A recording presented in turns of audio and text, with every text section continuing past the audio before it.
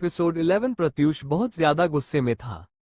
इस वक्त उसके सामने जो इंसान खड़ा था वो पद्मा का दुश्मन था। इस आदमी ने पद्मा को बहुत ज्यादा टॉर्चर किया था।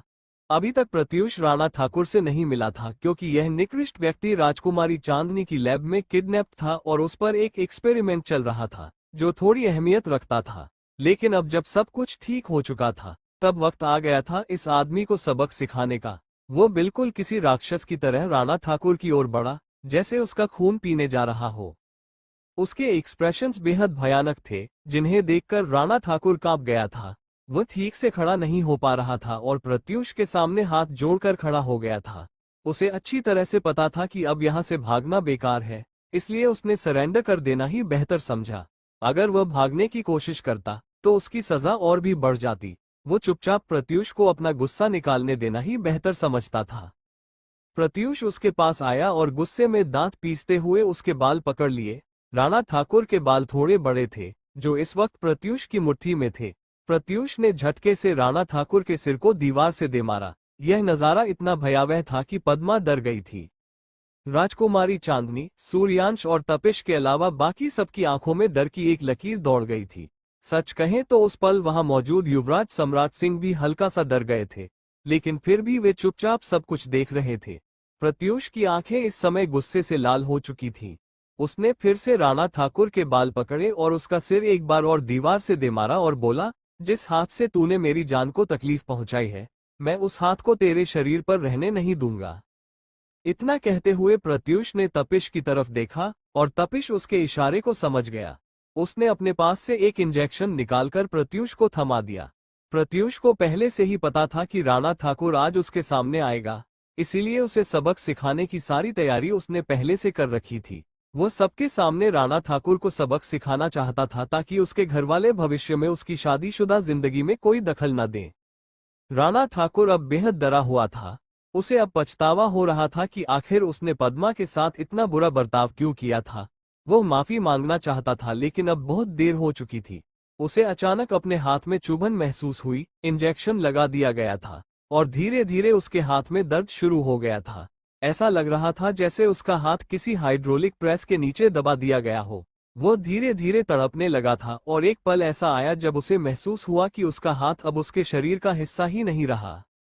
वो हर मुमकिन कोशिश कर रहा था, लेकिन उसका हाथ पैरालाइज हो चुका था। वो बेहद डरा हुआ था, लेकिन प्रत्यूष की अगली हरकत देखकर उसकी रूह कांप गई। इस वक्त प्रत्यूष के हाथ में एक हंटर था।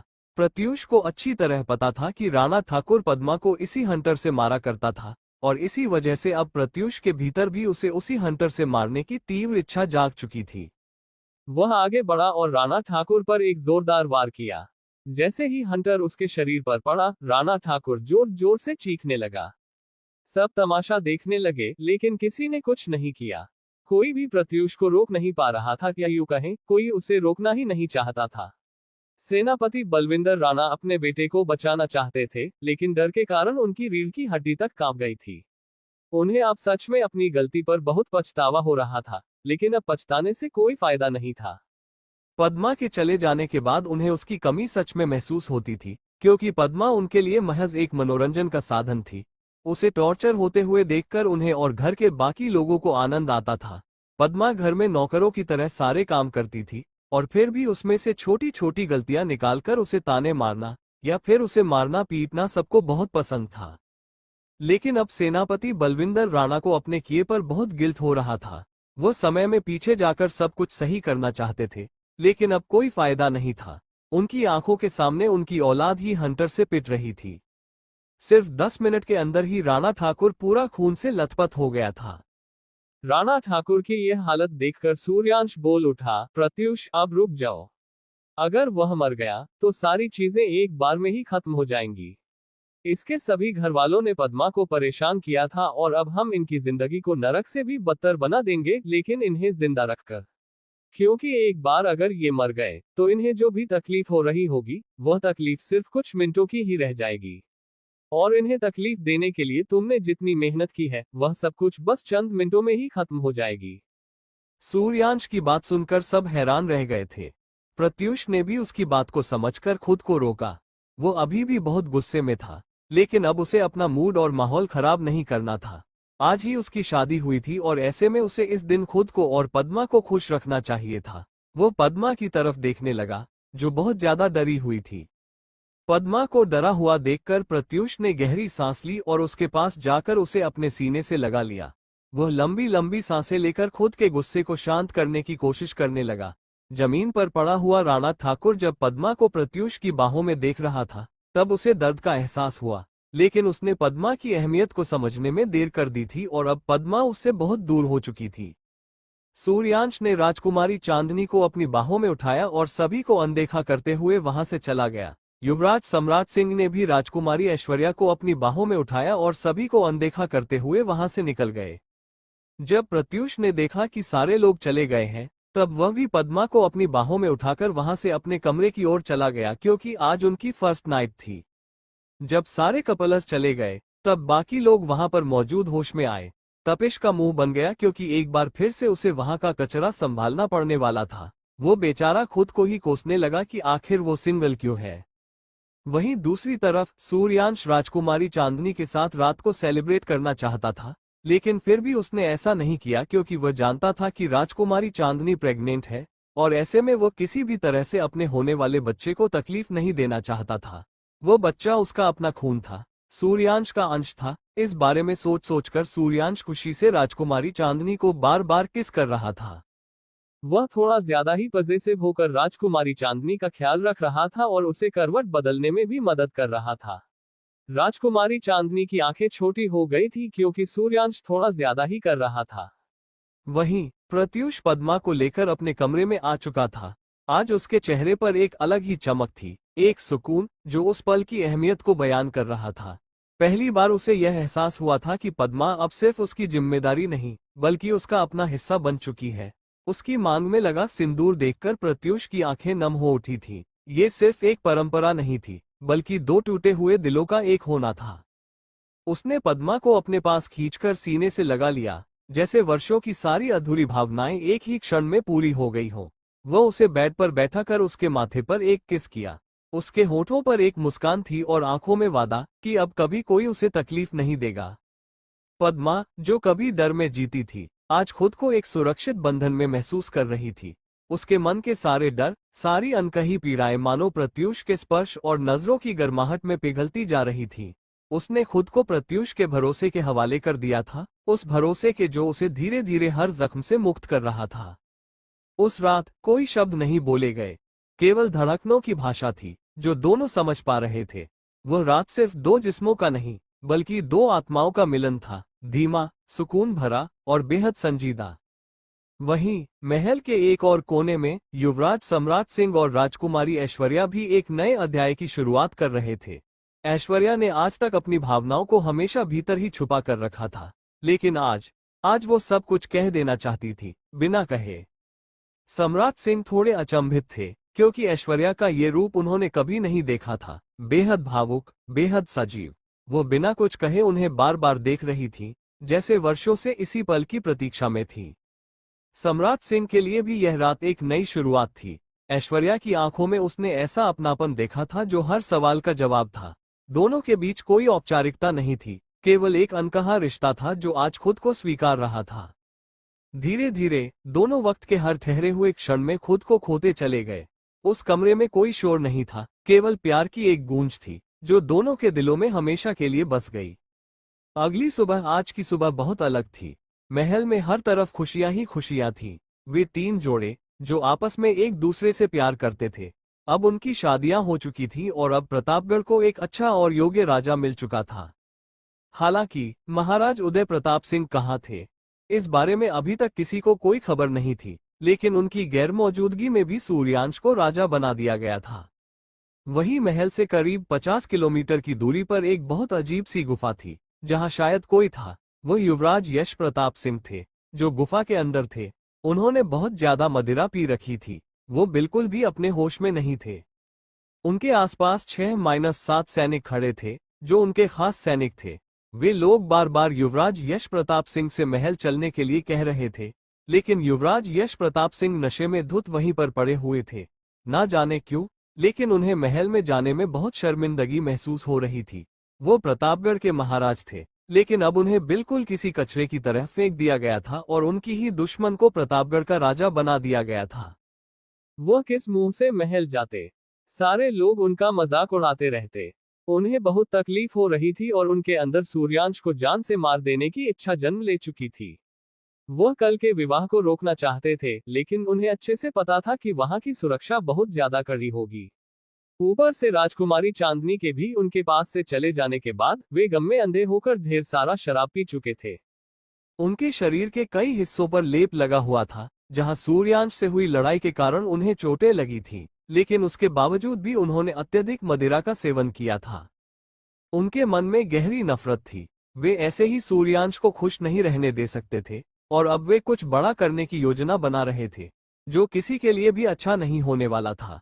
अब उनका गुस्सा केवल सूर्यांश तक सीमित नहीं था, बल्कि वे बहुत सारे लोगों से बदला लेने वाले थे। उन्होंने सच में सूर्यांश को बहुत हल्के में ले लिया था, जिसकी वजह से सूर्यांश उनका सब कुछ छीनने में कामयाब हो गया था। 9 महीने बाद प्रतापगढ़, मायागढ़ और सूर्यगढ़ को मिलाकर एक नया राज्य बना दिया गया था, जिसका नाम सूर्यगढ़ रखा गया था। सूर्य का मतलब होता है प्रकाश, और इसी कारण सभी को अपने इस नए राज्य का नाम सूर्यगढ़ बहुत पसंद आया था। वैसे भी यहाँ के महाराज सूर्यांश थे, इसलिए सभी को सूर्यांश के आदेशों का पालन करना ही था। युवराज सम्राट सिंह और राजकुमारी ऐश्वर्या विजयगढ़ में रहने लगे थे। कुसुम की अब तक मृत्यु हो चुकी थी और कुसुम की मां मानसिक रूप से विक्षिप्त हो चुकी थी, जिस कारण वे राजकुमारी चांदनी की प्रयोगशाला में इलाज के लिए रखी गई थी। 9 महीने बीत चुके थे और राजकुमारी चांदनी की डिलीवरी भी हो चुकी थी। बच्चा एकदम स्वस्थ था, क्योंकि सूर्यांश ने राजकुमारी चांदनी की बहुत देखभाल की थी। राजमाता जैस्मिन की उपस्थिति में डिलीवरी भी बिना किसी परेशानी के पूरी हो गई थी। सूर्यगढ़ की महारानी चांदनी और वहां के महाराज सूर्यांश सूर्यवंशी को एक अत्यंत सुंदर सी पुत्री हुई थी।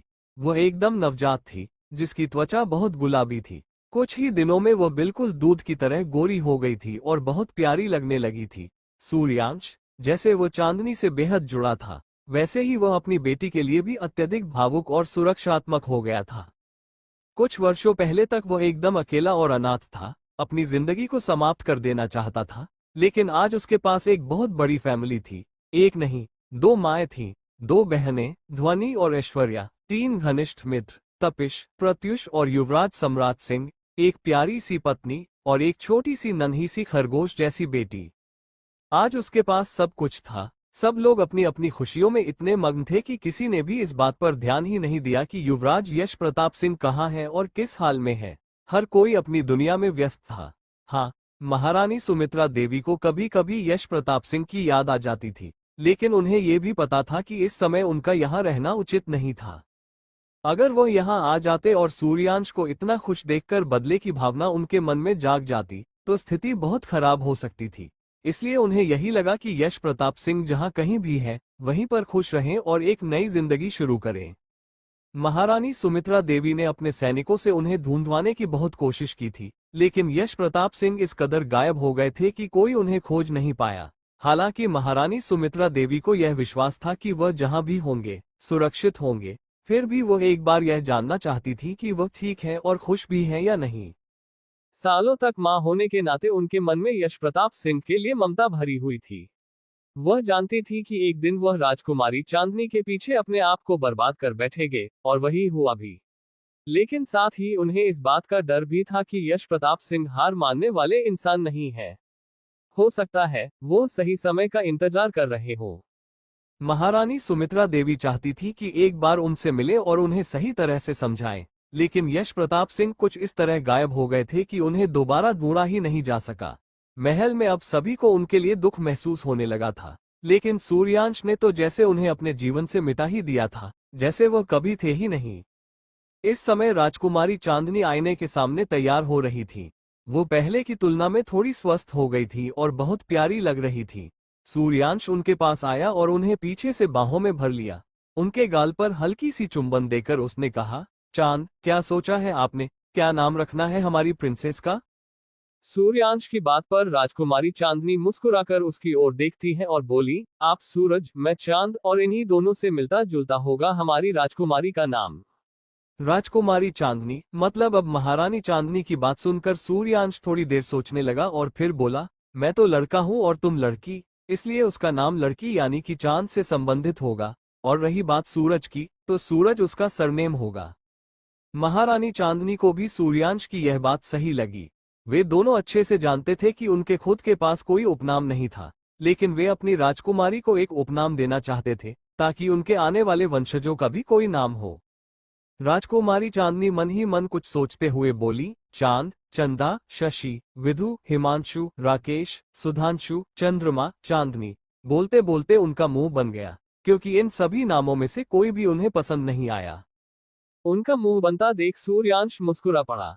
राजकुमारी चांदनी बहुत ध्यान से सोचती रहीं, फिर भी उन्हें कोई नाम नहीं सूझा।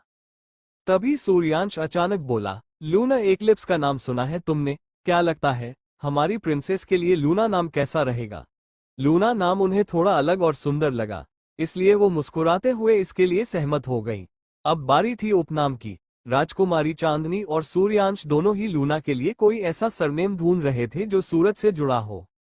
सूरज, सूर्य, शौर्य, भानु, दिनकर, रवि, ऐसे ही बहुत सारे नाम महारानी चांदनी और महाराज सूर्यांश ने लिए, लेकिन दोनों को कोई भी नाम पसंद नहीं आया।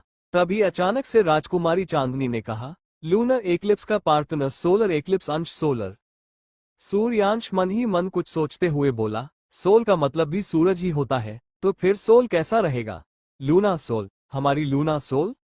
राजकुमारी चांदनी मुस्कुरा दी, क्योंकि उन्हें ये नाम बहुत पसंद आया था।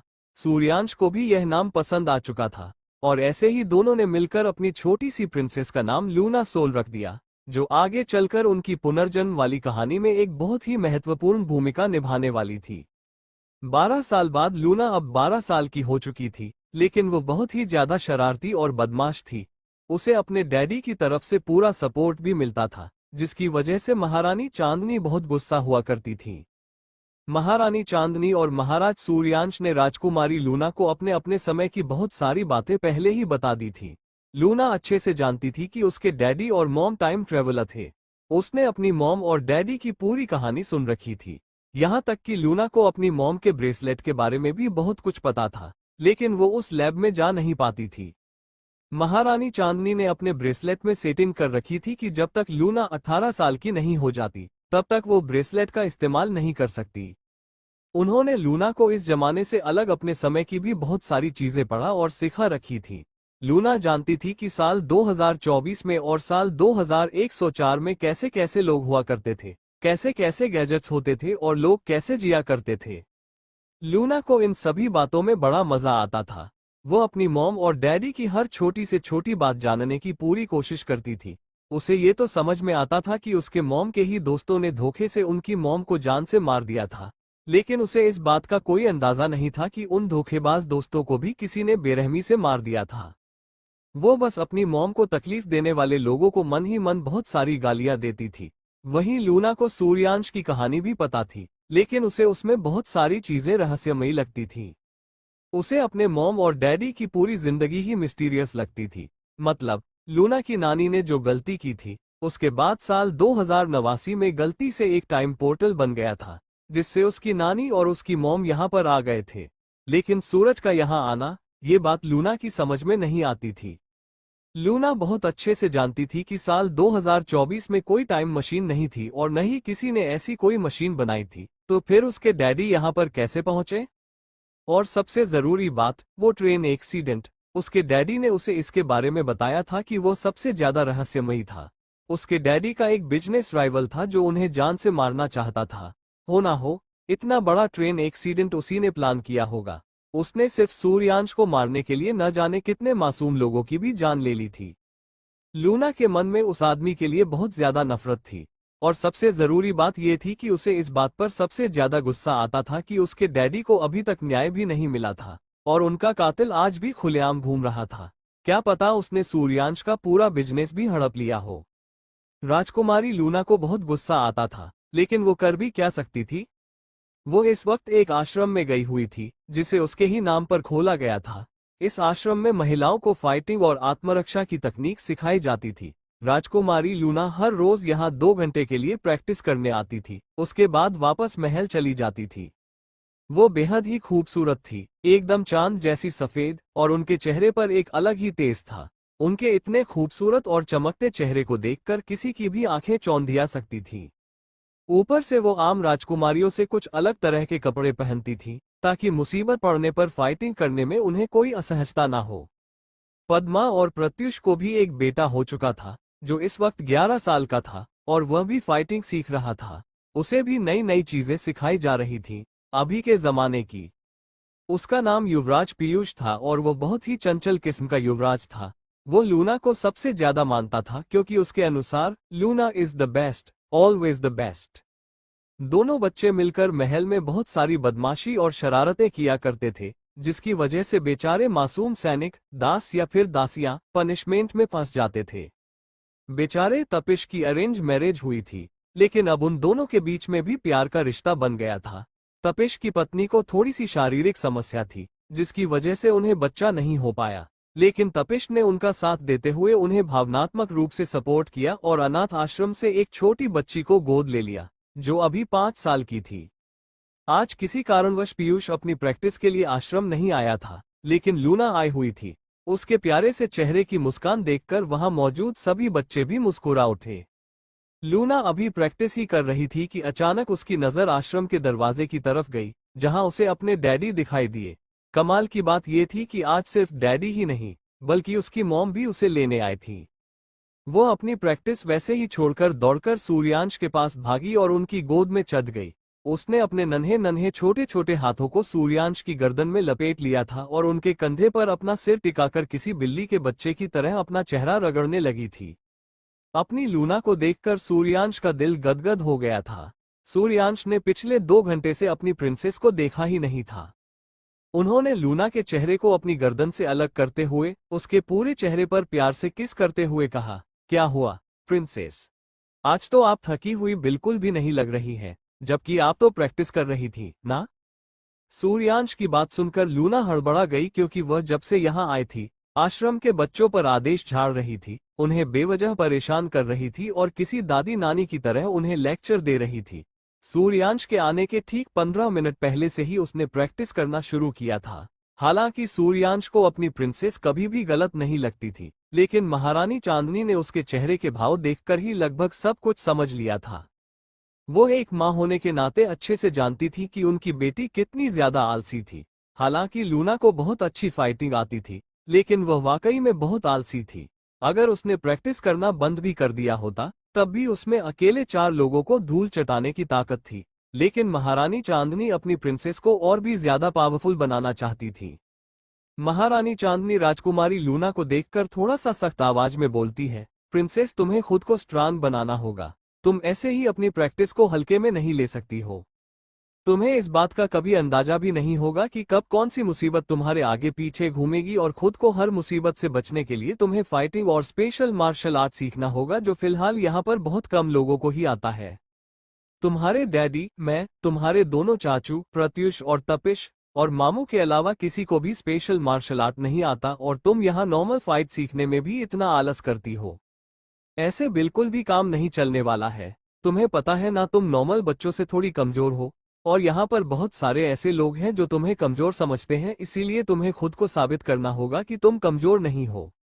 महारानी चांदनी के डांट को सुनकर राजकुमारी लूना जम्हाई लेने लग गई। वो सूर्यांश के गर्दन में अपना चेहरा छुपाकर सोने का नाटक करने लगती है। सूर्यांश भी उसकी हरकत पर मुस्कुराते हुए उसके पीठ को सहला देता है और महारानी चांदनी को बोलता है, रिलैक्स स्वीटहार्ट, अभी वो थोड़ी छोटी है और वैसे भी अपनी उम्र के हिसाब से उसने बहुत सीख लिया है। धीरे धीरे जैसे हमारी प्रिंसेस बड़ी होती जाएगी, वो बिल्कुल तुम्हारी तरह हर चीज में परफेक्ट हो जाएगी। मुझे पता है सबकी नजरों में लूना की नॉर्मल डिलीवरी हुई थी, लेकिन उसके जन्म के ही बारे में बहुत सारी ऐसी चीज हैं जो तुम अपने अलावा किसी को पता नहीं लगने देती, लेकिन मुझे पता लग चुका है। इतना बोलकर सूर्यांश चुप हो जाता है और मन ही मन बोलता है, साल 2104 में तुम्हें जो जहर दिया गया था, बेशक उसका इलाज हो गया था, लेकिन उसके कुछ अंश अभी भी तुम्हारे बॉडी में मौजूद हैं, जिसकी वजह से हमारी बेबी को बहुत प्रॉब्लम का सामना करना पड़ा है। जन्म के समय हमारी प्रिंसेस सिर्फ 1.5 किलो की थी, जो नॉर्मल बिल्कुल भी नहीं है। वो थोड़ी कमजोर दिल की है, लेकिन मुझे पता है तुम उसे बहुत जल्दी अपने जैसी निडर बना दोगी। महारानी चांदनी भी सूर्यांश के चेहरे के रिएक्शन को देखकर उसके मन की बात को समझ जाती है। राजमाता जैस्मिन और महारानी चांदनी ने इस बात को अपने तक ही रखा हुआ था, लेकिन सूर्यांश सब जानता था। लूना थोड़े कमजोर दिल की है और इसी वजह से महारानी चांदनी को उसको लेकर हमेशा एक डर रहता था, जिसकी वजह से वो अभी से ही लूना को स्ट्रांग बनाने की कोशिश करती है। राजकुमारी लूना को अपनी गोद में लिए हुए महाराज सूर्यांश और महारानी चांदनी आश्रम से निकल जाते हैं। आज तीनों से मिलने के लिए राजमाता जैस्मिन ने तीनों को ही मागढ़ के महल में बुलाया था। इस वक्त महाराज सूर्यांश और महारानी चांदनी के पास केवल 20 सैनिक थे जो उन्हें सुरक्षा प्रदान कर रहे थे। महारानी चांदनी कोई नॉर्मल इंसान तो थी नहीं जो नॉर्मल छुई मुई महारानियों की तरह डोली में जाए। वो भी घोड़ी पर बैठ जाती है। महारानी चांदनी कभी लहंगा पहनती ही नहीं है, जिसकी वजह से उन्हें कोई प्रॉब्लम नहीं होती। महाराज सूर्यांश भी राजकुमारी लूना को अपने साथ लेकर घोड़ी पर बैठ जाता है और सभी वहां से निकल जाते हैं। लूना को भी घुड़सवारी करना पसंद था, लेकिन उसके छोटे छोटे पर होने की वजह से वो अभी घुड़सवारी नहीं सीख पाई थी, लेकिन वो अपने डैडी को घुड़सवारी करते हुए हमेशा बहुत ध्यान से देखती है। लूना को अपने डैडी के पास रहना बहुत पसंद था। वो घोड़े का आनंद लेते हुए महाराज सूर्यवंश से बोलती है, डैडी, आपके जमाने में जो आइसक्रीम हुआ करती थी, क्या वो यहाँ पर मैं नहीं खा सकती? महाराज सूर्यांश लूना की बात को ना करते हुए बोलते हैं, बिल्कुल भी नहीं प्रिंस, आइसक्रीम अनहेल्दी होती है। हालांकि उसे हेल्दी तरीके से भी बनाया जा सकता है, लेकिन वो टेस्टी नहीं होगी। और सबसे इम्पोर्टेंट चीज, आपको मीठा नहीं खाना है क्योंकि वो बहुत ज्यादा अनहेल्दी होता है। बट आई प्रॉमिस, मैं आपके लिए एक आइसक्रीम पार्लर ही खुलवा दूंगा। लेकिन आपको पता है ना, यहाँ पर हमारे जमाने की चीजें नहीं हो सकती। लूना अपने डैडी की बात समझ जाती है और उसका मुंह अटक जाता है। वो अच्छे से जानती थी कि जिस इंसान ने आइसक्रीम का आविष्कार किया है वो उस इंसान का हक नहीं ले सकती है। वो समय और यूनिवर्स के साथ छेड़छाड़ बिल्कुल भी नहीं करना चाहती थी, क्योंकि यहाँ पर एक छोटी से छोटी गलती भी बहुत बड़ी प्रॉब्लम क्रिएट कर सकती है। और बस इसी वजह से सूर्यांश अपने जमाने की बहुत सारी चीजों से लूना को दूर रखते हैं, लेकिन लूना को वहाँ की एजुकेशन बहुत अच्छे से देते हैं। Special martial art, fighting, shooting, हर तरह की टेक्निक वो लूना को सिखाते हैं। लूना और सूर्यांश ऐसे ही बातें करते करते जा रहे थे। वो लोग अभी जंगली रास्ते पर थे कि अचानक से ही वहां पर ढेर सारे नकाबपोश आ जाते हैं और उन सभी को घेर लेते हैं। अपने सामने इतने सारे लोगों को देखकर सूर्यांश की आंखें गुस्से से एकदम लाल हो जाती है। वो इन लोगों से बिल्कुल भी नहीं डरता था, लेकिन वो अपनी प्रिंसेस को खोने से बहुत डरता था। इन लोगों को आना ही था, तब कोई और वक्त ढूंढ लेते हैं। उन्होंने यही वक्त क्यों ढूंढा जब सूर्यांश के पास लूना है? क्या हुआ अगर उसकी प्रिंसेस ये सब देखकर डर जाए? वैसे भी लूना थोड़े कमजोर दिल की है। राजकुमारी चांदनी की थोड़ी बहुत कोशिश की वजह से फिलहाल लूना थोड़ी निडर तो हो गई थी, जिसकी वजह से वो अभी तक तो नहीं डरी थी, लेकिन उसे इतना जरूर समझ में आ गया था कि यहाँ कुछ सही नहीं है। वो इन लोगों को देखकर समझ चुकी थी कि ये लोग उसके डैडी पर अटैक करके उन्हें मारने आए हैं। इस बारे में सोचते ही लूना की आंखें भी एकदम गुस्से से लाल हो गई, क्योंकि वो अपने डैडी के लिए बहुत ज्यादा ऑब्सेस्ड थी। वो मन ही मां अपने दांत पीस लेती है, लेकिन उसे इस बारे में बहुत अच्छे से पता था कि वो अभी इतनी स्ट्रांग नहीं है कि इन आदमियों से लड़ाई कर सके। लेकिन उसे इतना जरूर पता था कि उसके डैडी बहुत ज्यादा स्ट्रांग है, जो एक किक के साथ इन सभी कबूतरों को दूर उड़ाकर फेंक देंगे। वो बस अब फाइटिंग का इंतजार कर रही थी। वही महारानी चांदनी की आंखें भी गुस्से से एकदम लाल थी। जाहिर सी बात है, सूर्यांश और महारानी चांदनी को गुस्सा से इस बात पर आ रहा था कि उनकी लिटिल प्रिंसेस लूना भी उनके साथ है। वो अभी सिर्फ 12 साल की है और एक 12 साल की लड़की का खून खराबा देखना बिल्कुल सही नहीं है। और वैसे भी लूना थोड़े कमजोर दिल की है। सूर्यांश के सैनिक तुरंत ही एक्टिव हो जाते हैं और उन सभी नकाबपोश से लड़ना शुरू कर देते हैं। ये जंगली इलाका अचानक से ही फाइटिंग के मैदान में तब्दील हो चुका था, जहां से सिर्फ तलवार के चलने की ही आवाज आ रही थी। वही सूर्यांश मन ही मन सोच रहा था कि उसे कैसे भी करके पहले अपनी प्रिंसेस को यहां से सुरक्षित महल पहुंचना होगा। वो आसपास ध्यान देने लगता है, लेकिन उसे समझ में नहीं आ रहा था कि वह क्या करे। लूना अभी तक तो नहीं डर रही थी, लेकिन अचानक से ही उन नकाबपोश आदमियों में से एक ने सूर्यांश के एक सैनिक की गर्दन को धड़ से अलग कर दिया, जिसको देखकर लूना का दिमाग एकदम हिल गया। उसने आज से पहले कभी भी ऐसा कोई खूनी मंजर देखा ही नहीं था। उसके हाथ पैर कांपने लगा गए थे। सूर्यांश जब अपनी प्रिंसेस को डरता हुआ देखा है तब उसे बुरा लगता है। वो कुछ सोचते हुए तुरंत ही अपने तलवार से अपने हाथ पर एक बहुत बड़ा जख्म बना लेता है और दर्द भरी आवाज में अपनी प्रिंसेस का नाम बुलाता है। सूर्यांश का आइडिया कम कर जाता है क्योंकि अपने डैडी के दर्द भरी आवाज को सुनकर लूना का ध्यान अपने डैडी की तरफ आ जाता है और अपने डैडी के इतने बड़े घाव को देखकर लूना की आंखों में आंसू आ जाते हैं और वह जल्दी से सूर्यांश के हाथ को पकड़ लेती है। सूर्यांश का ऑरा इस वक्त बहुत ही ज्यादा खतरनाक था क्योंकि इस वक्त उसकी प्रिंसेस की आंखों में आंसू थे। वो जानता था कि छोटे बच्चों के लिए खून खराबा देखना बहुत डरावना होता है। सूर्यांश ने तय कर लिया कि महल पहुंचने के बाद वो इन लोगों को नर्क के दर्शन करवाए। आखिर इनकी इतनी हिम्मत कैसे हो गई सूर्यगढ़ की इकलौती प्रिंसेस को डराने की। महारानी चांदनी और महाराज सूर्यांश दोनों ही अपने अपने घोड़े से उतर चुके थे और सूर्यांश ने राजकुमारी लूना को भी उतार दिया था। महाराज सूर्यांश राजकुमारी लूना के आगे आकर खड़े हो जाते हैं और महारानी चांदनी राजकुमारी लूना के पीछे आकर खड़ी हो जाती है। दोनों ने ही लूना को दोनों तरफ से घेर लिया था और नकाबपोश से फाइटिंग करने लगे थे। राजकुमारी चांदनी थोड़ी कड़क आवाज में लूना से बोलता है, प्रिंसेस अपनी आंखें बंद करो अभी के अभी। लूना भी ओके मॉम बोलकर अपनी आंखें बंद कर लेती है क्योंकि उसे पता था उसकी मॉम अगर कुछ भी बोलती है तो वो उसकी ही सेफ्टी के लिए बोलता है। अगर उसकी मॉम उसे छत से कूदने के लिए भी बोल देगी तब भी इसमें लूना की ही सेफ्टी होगी।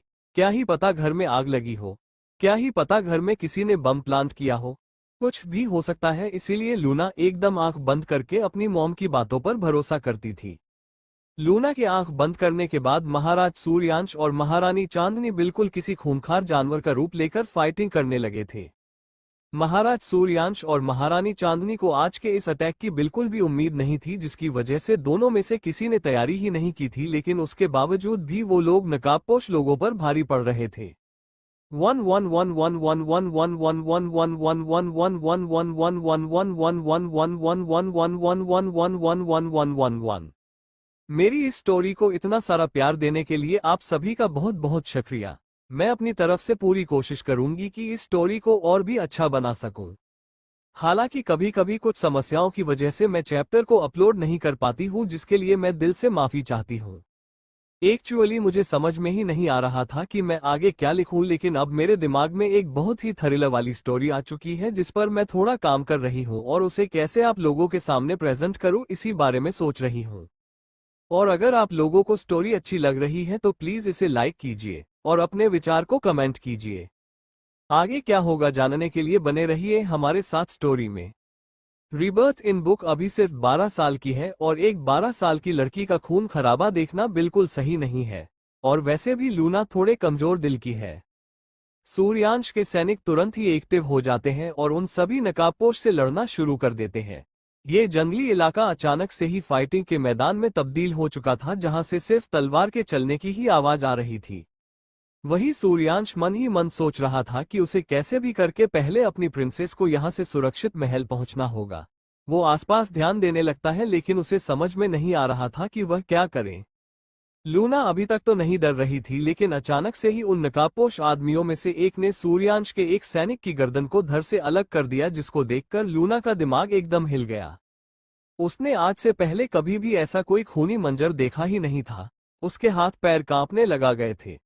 सूर्यांश जब अपनी प्रिंसेस को डरता हुआ देखा है तब उसे बुरा लगता है।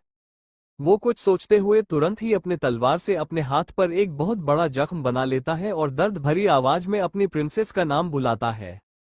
सूर्यांश का आइडिया कम कर जाता है क्योंकि अपने डैडी के दर्द भरी आवाज को सुनकर लूना का ध्यान अपने डैडी की तरफ आ जाता है और अपने डैडी के इतने बड़े घाव को देखकर लूना की आंखों में आंसू आ जाते हैं और वह जल्दी से सूर्यांश के हाथ को पकड़ लेती है। सूर्यांश का ऑरा इस वक्त बहुत ही ज्यादा खतरनाक था क्योंकि इस वक्त उसकी प्रिंसेस की आंखों में आंसू थे। वो जानता था कि छोटे बच्चों के लिए खून खराबा देखना बहुत डरावना होता है। सूर्यांश ने तय कर लिया कि महल पहुंचने के बाद वो इन लोगों को नर्क के दर्शन करवाए। आखिर इनकी इतनी हिम्मत कैसे हो गई सूर्यगढ़ की इकलौती प्रिंसेस को डराने की। महारानी चांदनी और महाराज सूर्यांश दोनों ही अपने अपने घोड़े से उतर चुके थे और सूर्यांश ने राजकुमारी लूना को भी उतार दिया था। महाराज सूर्यांश राजकुमारी लूना के आगे आकर खड़े हो जाते हैं और महारानी चांदनी राजकुमारी लूना के पीछे आकर खड़ी हो जाती है। दोनों ने ही लूना को दोनों तरफ से घेर लिया था और नकाबपोश से फाइटिंग करने लगे थे।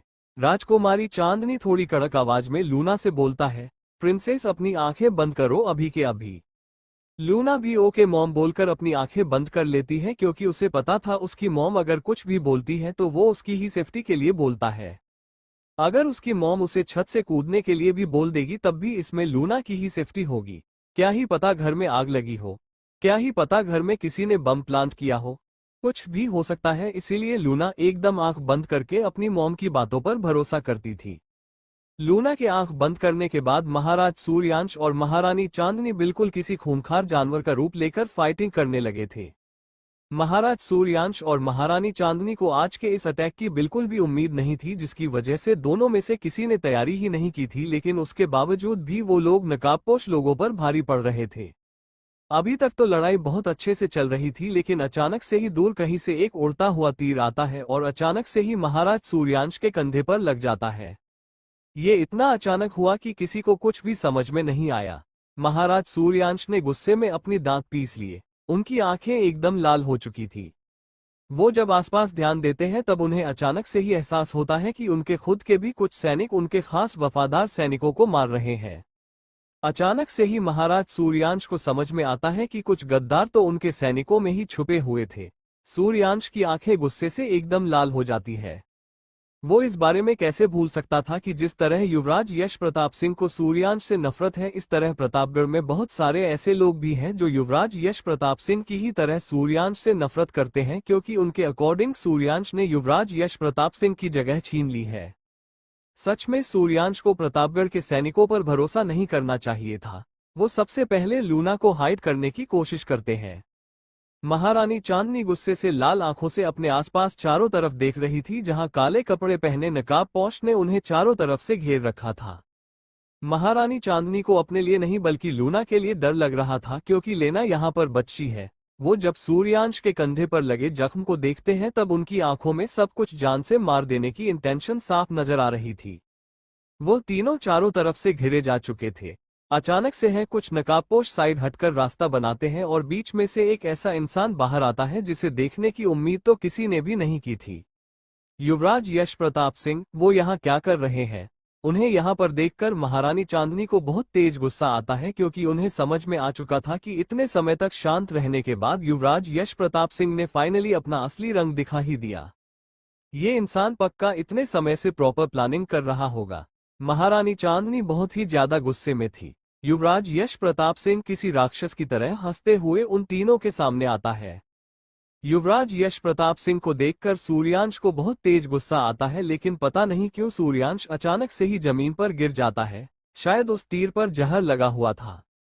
लूना अपने डैडी को जमीन पर गिरता हुआ देखकर जल्दी से उन्हें पकड़ लेती है और रोते हुए बोलती है, डैडी आप टेंशन मत लो, हिम्मत से काम लो। आपको पता है ना मॉम जीनियस है, वो आपको ठीक कर देगी। बस आप इतना समझ लो कि लूना आपको चैलेंज दे रही है कि आपको हर हाल में सही सलामत घर पहुंचना है।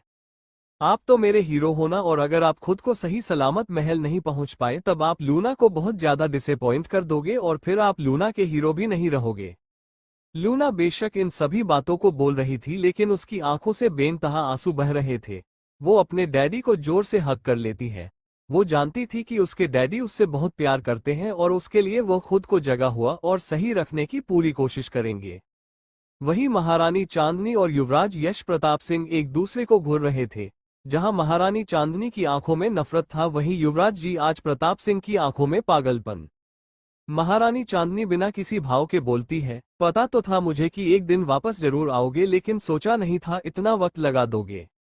युवराज यश प्रताप सिंह, ओह माफ करना, अब तो तुम युवराज भी नहीं हो पाउटिंग। बस चुपचाप मेरे सवाल का जवाब दो, क्यों आए हो तुम यहाँ पर और क्या चाहिए तुम्हें? मैं तुम्हें पहले ही बता दूं कि अंश ने तुमसे कुछ भी नहीं जीना है। तुम्हारी जनता ही तुमसे इतना ज्यादा नाराज हो गई थी कि उन्होंने तुम्हारे जैसे लापरवाह इंसान को राजा बनने से इनकार कर दिया था। महारानी चांदनी अभी इतना ही बोल पाई थी कि युवराज यश प्रताप सिंह बोलते हैं, तुम चाहिए मुझे पता, अगर नहीं बस तुम चाहिए, छोड़ दो इस सूर्यांश को और आ जाओ मेरे पास। युवराज यश प्रताप सिंह की बात को सुनकर लूना सहित महारानी चांदनी और सूर्यांश दोनों के ही खुश उड़ जाते हैं। सूर्यांश ने इस बारे में बिल्कुल भी नहीं सोचा था कि अब युवराज यश प्रताप सिंह को महारानी चांदनी से कोई मतलब होगा, क्योंकि न सिर्फ महारानी चांदनी का विवाह सूर्यांश से हो गया है, बल्कि उन दोनों की ही एक 12 साल की बेटी है। महारानी चांदनी न सिर्फ किसी की पत्नी है बल्कि एक बच्चे की मां भी है।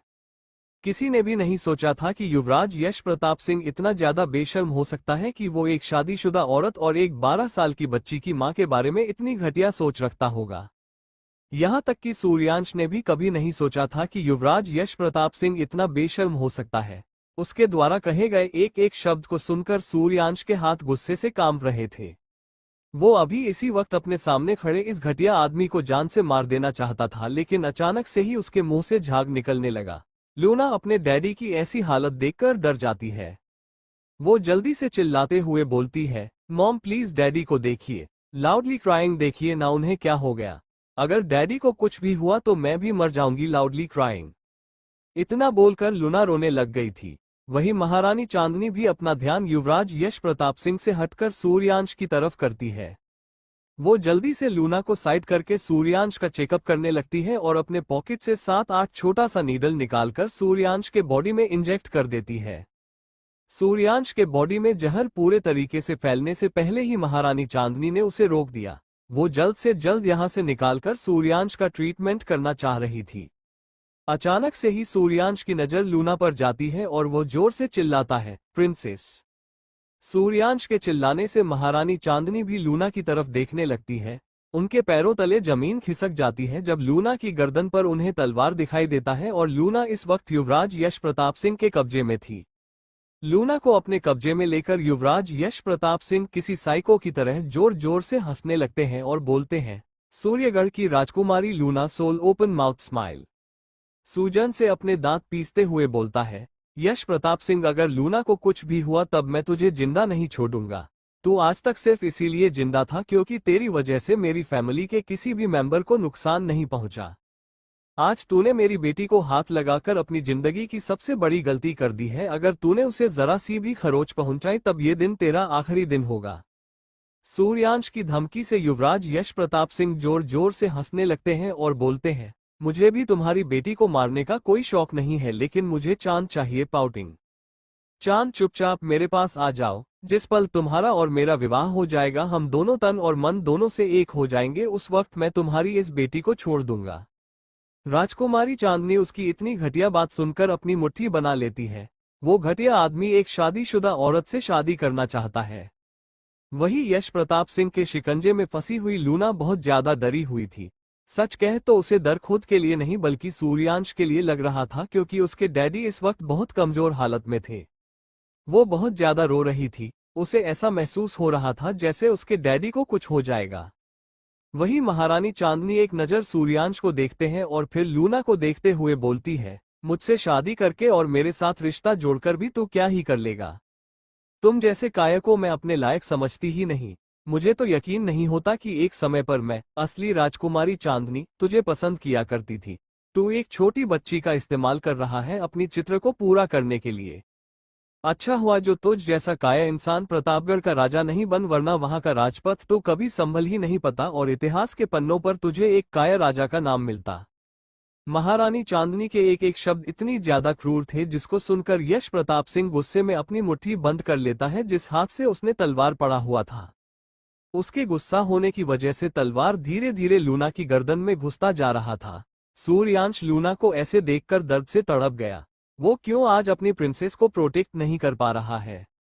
लक्ष्य को भी अभी स्विच ऑफ किया गया है क्योंकि उसके अंदर एक नया फीचर ऐड करने के लिए उसे पर काम किया जा रहा है और वो पिछले 2 दिन से स्विच ऑफ है।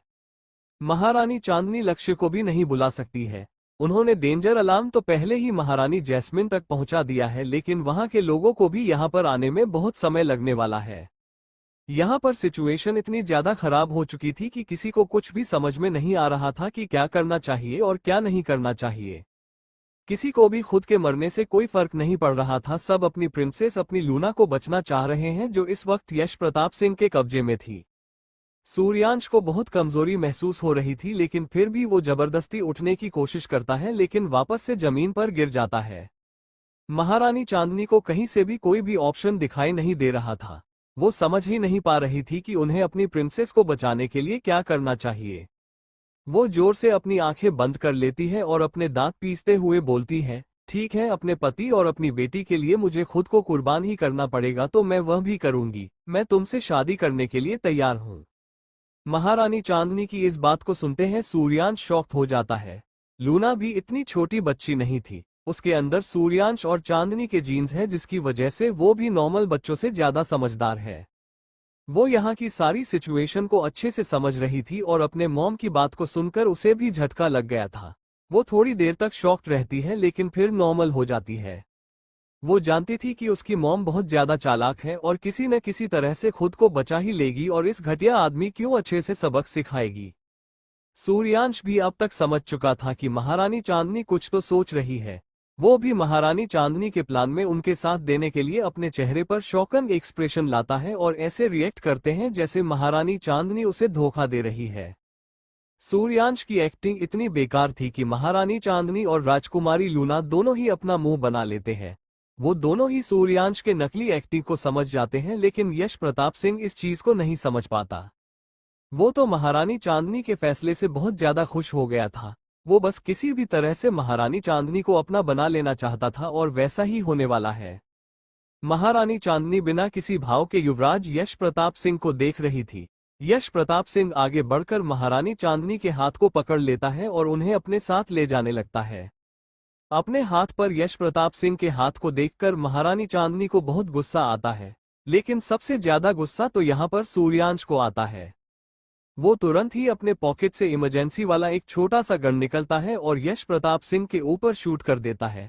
उस बंदूक से निकली हुई गोली सीधा यश प्रताप के हाथ पर लगती है और वो महारानी चांदनी का हाथ छोड़ देता है। लेकिन गुस्सा उसके अंदर बहुत ज्यादा था क्योंकि सूर्यांश ने उस पर हमला कर दिया। सूर्यांश श्रीवास्तव का दुश्मन था और उसकी छोटी से छोटी हरकत भी यश प्रताप को बहुत गुस्सा दिलाती थी। वो इतना ज्यादा गुस्सा हो जाता है कि महारानी चांदनी को जोर से धक्का दे देता है और सूर्यांश की तरफ बढ़ने लगता है। उसने इस बात पर बिल्कुल भी ध्यान नहीं दिया कि महारानी चांदनी उसके धक्के की वजह से जमीन पर गिर जाती है और एक पत्थर से उनका सर टकरा जाता है जिसकी वजह से उनके सर से बहुत खून आने लगता है। महारानी चांदनी की ऐसी हालत देखकर सूर्यांश एकदम तड़प गया। लूना तो बिना रुके रोए जा रही थी। उसे बहुत डर लग रहा था। वो अपनी मॉम से भी बहुत प्यार करती थी। वो जब देखती है कि यश प्रताप सिंह उसके डैडी की तरफ जा रहा है तब वो जल्दी से खड़ी होकर अपने डैडी के पास आकर उन्हें हग कर लेती है और चिल्लाते हुए बोलती है, you shameless monster don't you dare to touch my daddy otherwise consequences is not good for you. इस वक्त इतने ज्यादा गुस्से में और डरी हुई थी कि उसे इस बात का अंदाजा ही नहीं था कि उसने जो कुछ भी बोला था वो अंग्रेजी के शब्द थे जिसे यश प्रताप सिंह नहीं समझ सकता था। लूना को अपने सामने खड़ा देखकर सूर्यांश डर जाता है क्योंकि अगर लेना ऐसे ही यश प्रताप सिंह के सामने खड़ी रही तब यश प्रताप सिंह सूर्यांश से पहले उसे ही नुकसान पहुंचा देगा। सूर्यांश लूना को वहां से भगाने के लिए उसे डांटता है लेकिन लूना वहां से बिल्कुल भी नहीं जाती। वो इस वक्त अपने डैडी और मोम को बचाने के लिए बहुत ज्यादा बेचैन थी। यश प्रताप सिंह जल्दी से सूर्यांश के पास आ जाता है और लूना की गर्दन को पकड़कर उसे दूर फेंक देता है। उसे लूना से नफरत था क्योंकि लूना महारानी चांदनी और सूर्यांश की बेटी थी। वो उस लड़की की बेटी थी जिसे वह अपनी पत्नी बनना चाहता था। वो इतनी बेरहमी से लूना को फेंकता है कि लूना बहुत दूर जाकर गिरती है। उसके सर पर भी बहुत गहरी चोट लग गई थी। वो एकदम बेहोशी की हालत में पहुंच गई थी। वो खुद को संभाल कर खड़ा करती है तब सामने का नजारा देखकर उसके पैरों तले जमीन खिसक जाती है। महारानी चांदनी खुद को संभालकर किसी भी तरह से खड़ी होती है और यश प्रताप सिंह की तरफ बढ़ जाती है। वो जमीन पर पड़ा हुआ एक बड़ा सा पत्थर उठाकर यश प्रताप के सर पर दे मरती है। यश प्रताप सिंह के हाथ में इस वक्त तलवार था जिससे वो सूर्यांश की गर्दन को काटने वाला था, लेकिन महारानी चांदनी ने पहले ही उसके सिर पर वार कर दिया था। लूना दौड़कर उन लोगों के पास जाने लगती है। आसपास मौजूद सभी नकाबपोश चुपचाप बस तमाशा देख रहे थे। कोई यहाँ पर कुछ भी बोलने की हिम्मत नहीं कर रहा था क्योंकि युवराज यश प्रताप सिंह ने उन्हें साफ साफ मना किया हुआ था। सर पर पत्थर लगने की वजह से यश प्रताप सिंह का दिमाग चकरा जाता है और खुद को संभालने में भी उसे 10 मिनट का समय लग जाता है। वो जब होश में आता है तब उसे महारानी चांदनी सूर्यांश की बाहों में दिखाई देती है जो सूर्यांश के लिए आज पहली बार रो रही थी। लूना भी जाकर उन लोगों को हग कर लेती है और रोने लगती है। युवराज यश प्रताप सिंह गुस्से में इतना पागल हो जाता है कि खड़ा होकर बिना कुछ सोचे समझे अपने कमर में बने हुए एक बहुत खतरनाक तरीके के खंजर को निकलता है और उन लोगों के पास जाकर सीधा महारानी चांदनी के पीठ में घुसा देता है। ये सब इतनी अचानक हुआ कि किसी को कुछ भी समझ में ही नहीं आया और वहां पर महारानी चांदनी की दर्द भारी चीख गूंज गई। युवराज यश प्रताप सिंह बिल्कुल किसी साइको की तरह अपनी लाल आंखों से महारानी चांदनी को देखते हुए बोलते हैं, अगर आप हमारी नहीं तो आप किसी की नहीं चांद। आपकी वजह से हमने कितना त्याग किया है, लेकिन फिर भी आप हमारी नहीं हो तो अब आपको जीने का भी कोई हक नहीं है। उद्धरण चिन्ह। इतना बोलने के साथ युवराज यश प्रताप सिंह उस खंजर को महारानी चांदनी के पीठ से निकलते हैं और दोबारा से बहुत ताकत के साथ उनकी पीठ में घुसा देते हैं और इसी के साथ महारानी चांदनी बेजान जमीन पर गिर जाती है। सूर्यांश के तो मानो होश उड़ जाते हैं। उसने बिल्कुल भी एक्सपेक्ट नहीं किया था कि ऐसा कुछ भी हो जाएगा। वो अपनी आंखें बड़ी बड़ी किया अपने दिल पर हाथ रख लेता है। उसे अपने दिल पर इतना तेज दर्द होता है कि वो इसे सह नहीं पा रहा था और उसी वक्त शायद उसे दिल का दौरा पड़ गया। वो बहुत मेजर हार्ट अटैक था जिसकी वजह से सूर्यांश ने अपनी आंखें बंद कर ली।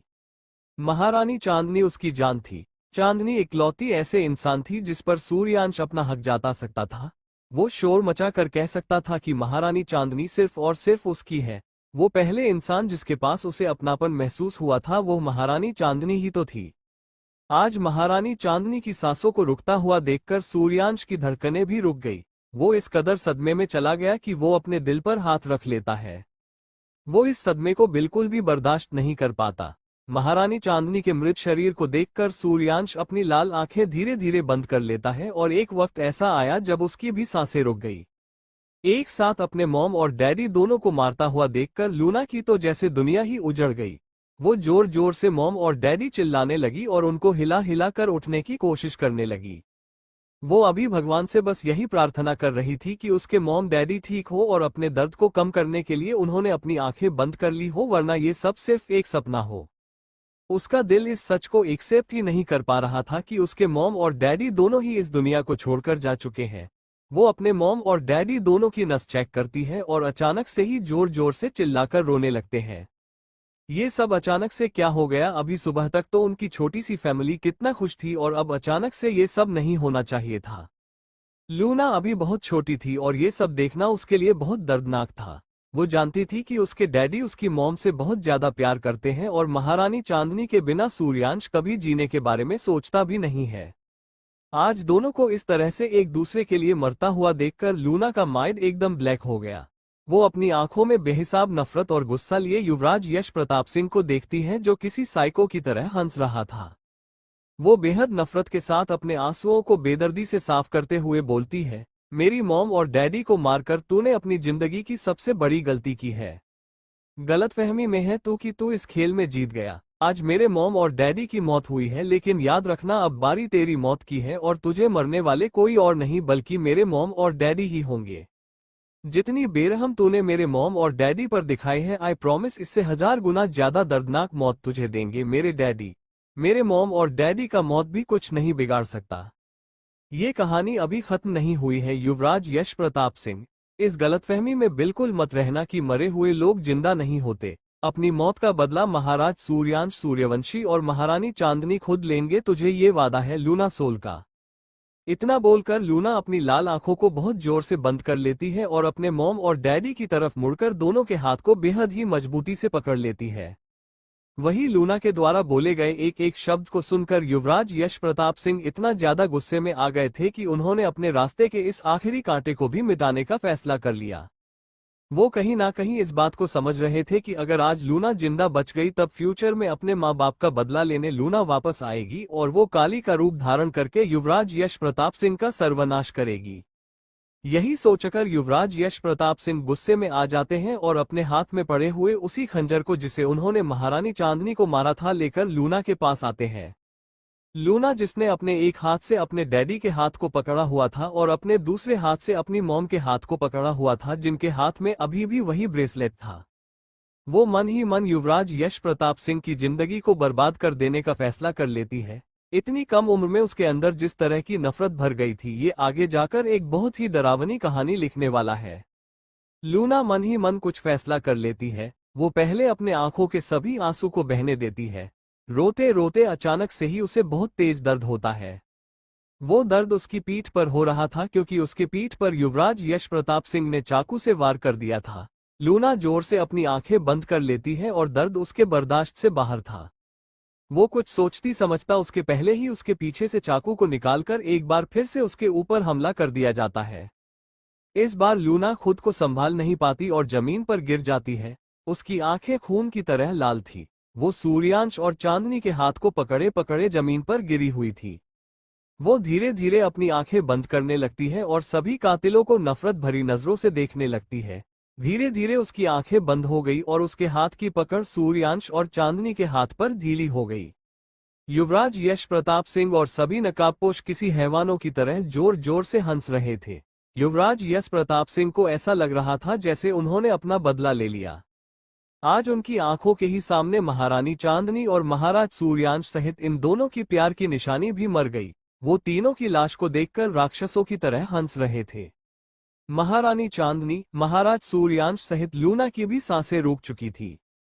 सब कुछ खत्म। इक्वल्स बिल्कुल भी नहीं। जिस पल लूना की सांसें रुकी उसी पल अचानक से ही महारानी चांदनी के हाथों में पहना हुआ ब्रेसलेट कुछ अजीब सी हरकत करने लगा।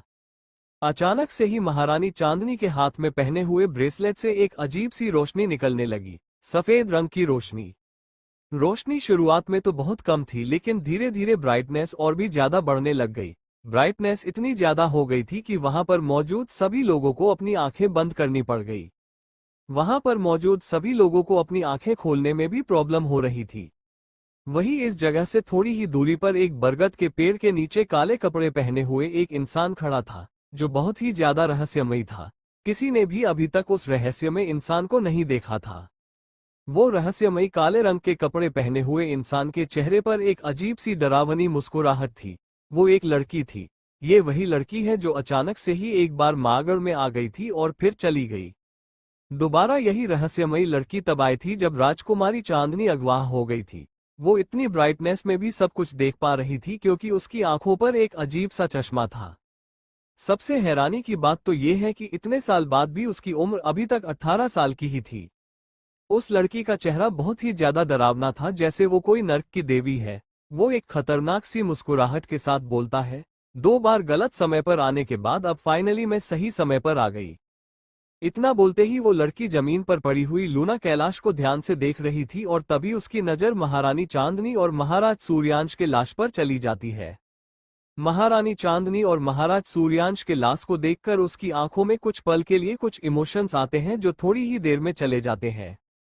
वहीं युवराज यश प्रताप सिंह और सभी नकाबपोशों ने जोर से अपनी आंखें बंद कर रखी थी, क्योंकि अब यही ब्राइटनेस उनकी आंखों को बहुत तकलीफ दे रही थी। सब कुछ इतना ज्यादा चमकीला हो चुका था कि किसी को कुछ भी दिखाई नहीं दे रहा था। लेकिन अचानक से ही ब्राइटनेस वापस से कम होने लग गई। धीरे धीरे ब्राइटनेस कम होने लगी और एक वक्त ऐसा आया जब सब कुछ पहले जैसा हो गया। सब कुछ इतना ज्यादा चमकीला हो चुका था कि किसी को कुछ भी दिखाई नहीं दे रहा था। लेकिन अचानक से ही ब्राइटनेस वापस से कम होने लग गई। धीरे धीरे ब्राइटनेस कम होने लगी और एक वक्त ऐसा आया जब सब कुछ पहले जैसा हो गया। वो रहस्यमयी लड़की अभी भी बरगद के पेड़ के पास बिना किसी भाव के खड़ी थी, लेकिन इस बार कुछ तो अलग था। ये वो लड़की नहीं थी जो थोड़ी देर पहले यहाँ पर थी। इस नई काले कपड़े पहनने वाली लड़की यहाँ एकदम अभी अभी आई है और ठीक उसके पीछे से उसके जैसी एक और लड़की चुपचाप वहां से चली। दोनों लड़कियों ने बिल्कुल एक जैसे कपड़े पहने थे। दोनों के ही चेहरे पर मास्क था। दोनों ने ही एक दूसरे को ऐसे इग्नोर किया जैसे उन्हें एक दूसरे से कोई मतलब ही नहीं। ऐसा लग रहा था जैसे दोनों ही लड़कियां एक दूसरे को बहुत अच्छे से जानती है। जो लड़की जा रही थी उसने इस मौत के मंजर को बहुत अच्छे से देखा था और वही दूसरी लड़की ब्राइटनेस कम होने के बाद यहाँ आई है। वो बिना किसी भाव के बरगद के पेड़ के नीचे खड़ी रहकर सामने का नजारा देखना है, लेकिन इस वक्त उसके चेहरे पर डेविल स्माइल थी जो बहुत ही ज्यादा डरावनी वाइब दे रहा था। वो सामने का नजारा देख रही थी। इस इतनी तेज रोशनी के बीच क्या हुआ, क्यों हुआ, किस लिए हुआ, किसी को कुछ पता ही नहीं लगा।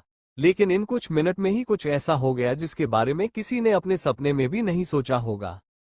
युवराज यश प्रताप सिंह और सभी नकाबपोश जब अपनी आंखें खोलते हैं तब अपने सामने का नजारा देखकर उनके होश उड़ जाते हैं। उन सभी के पैरों तले जमीन खिसक जाती है। सबके चेहरे का रंग उड़ चुका था। उन्हें अपनी आंखों पर ही विश्वास नहीं होता कि उन्होंने क्या देख लिया। इस वक्त उनकी आंखों के सामने कोई और नहीं बल्कि महाराज सूर्यांश और महारानी चांदनी जिंदा सही सलामत अपनी लाल आंखों के साथ खड़े थे। लेकिन ऐसा कैसे हो सकता है? ये दोनों तो अभी मारे गए थे। युवराज यश प्रताप सिंह ने तो अपने हाथों से इन लोगों को मार डाला था, फिर ये लोग जिंदा कैसे हो सकते हैं? ये पॉसिबल ही नहीं है, ये नामुमकिन है। सभी को बहुत बड़ा झटका लगा था। ये पहली बार था जब युवराज यश प्रताप सिंह की आंखों में भी डर आ गया था। इस बार सूर्यांश की आंखों में जो डरावना खूनी इंटेंशन था, उन्हें देखकर वहां पर मौजूद सभी लोग थर थर कांप रहे थे। सूर्यांश का ऑरा इतना ज्यादा भयानक था कि दो लोग तो दिल के दोहरे से ही मर गए। वहीं पेड़ के पास खड़ी रहस्यमयी लड़की एक अजीब सी मुस्कुराहट के साथ सामने चल रहे तमाशे को देख रही थी। वो अपनी नजरें घुमा कर दूसरी तरफ देखती है, जहां से दूसरी रहस्यमयी काले रंग के कपड़े पहनी हुई लड़की चुपचाप गायब हो गई। वो अजीब सी मुस्कुराहट के साथ अपनी गर्दन को बिल्कुल किसी साइको की तरह रगड़ने लगती है।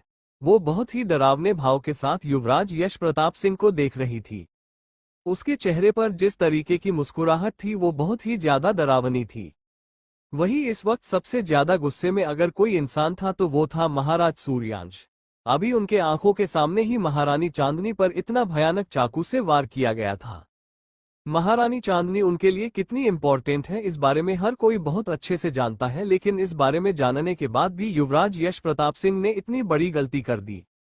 वही एक मरे हुए इंसान को अपनी आंखों के सामने सही सलामत वापस से जिंदा देखकर, जिसके शरीर पर एक छोटी सी खरोच का निशान भी नहीं था, युवराज यश प्रताप सिंह बहुत बुरे तरीके से डर चुके थे।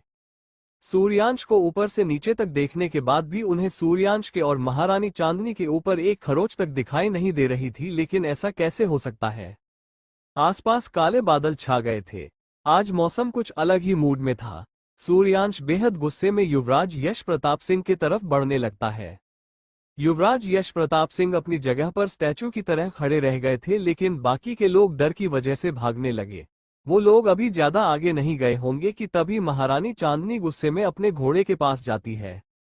घोड़े की गर्दन में एक थैला बंधा हुआ था।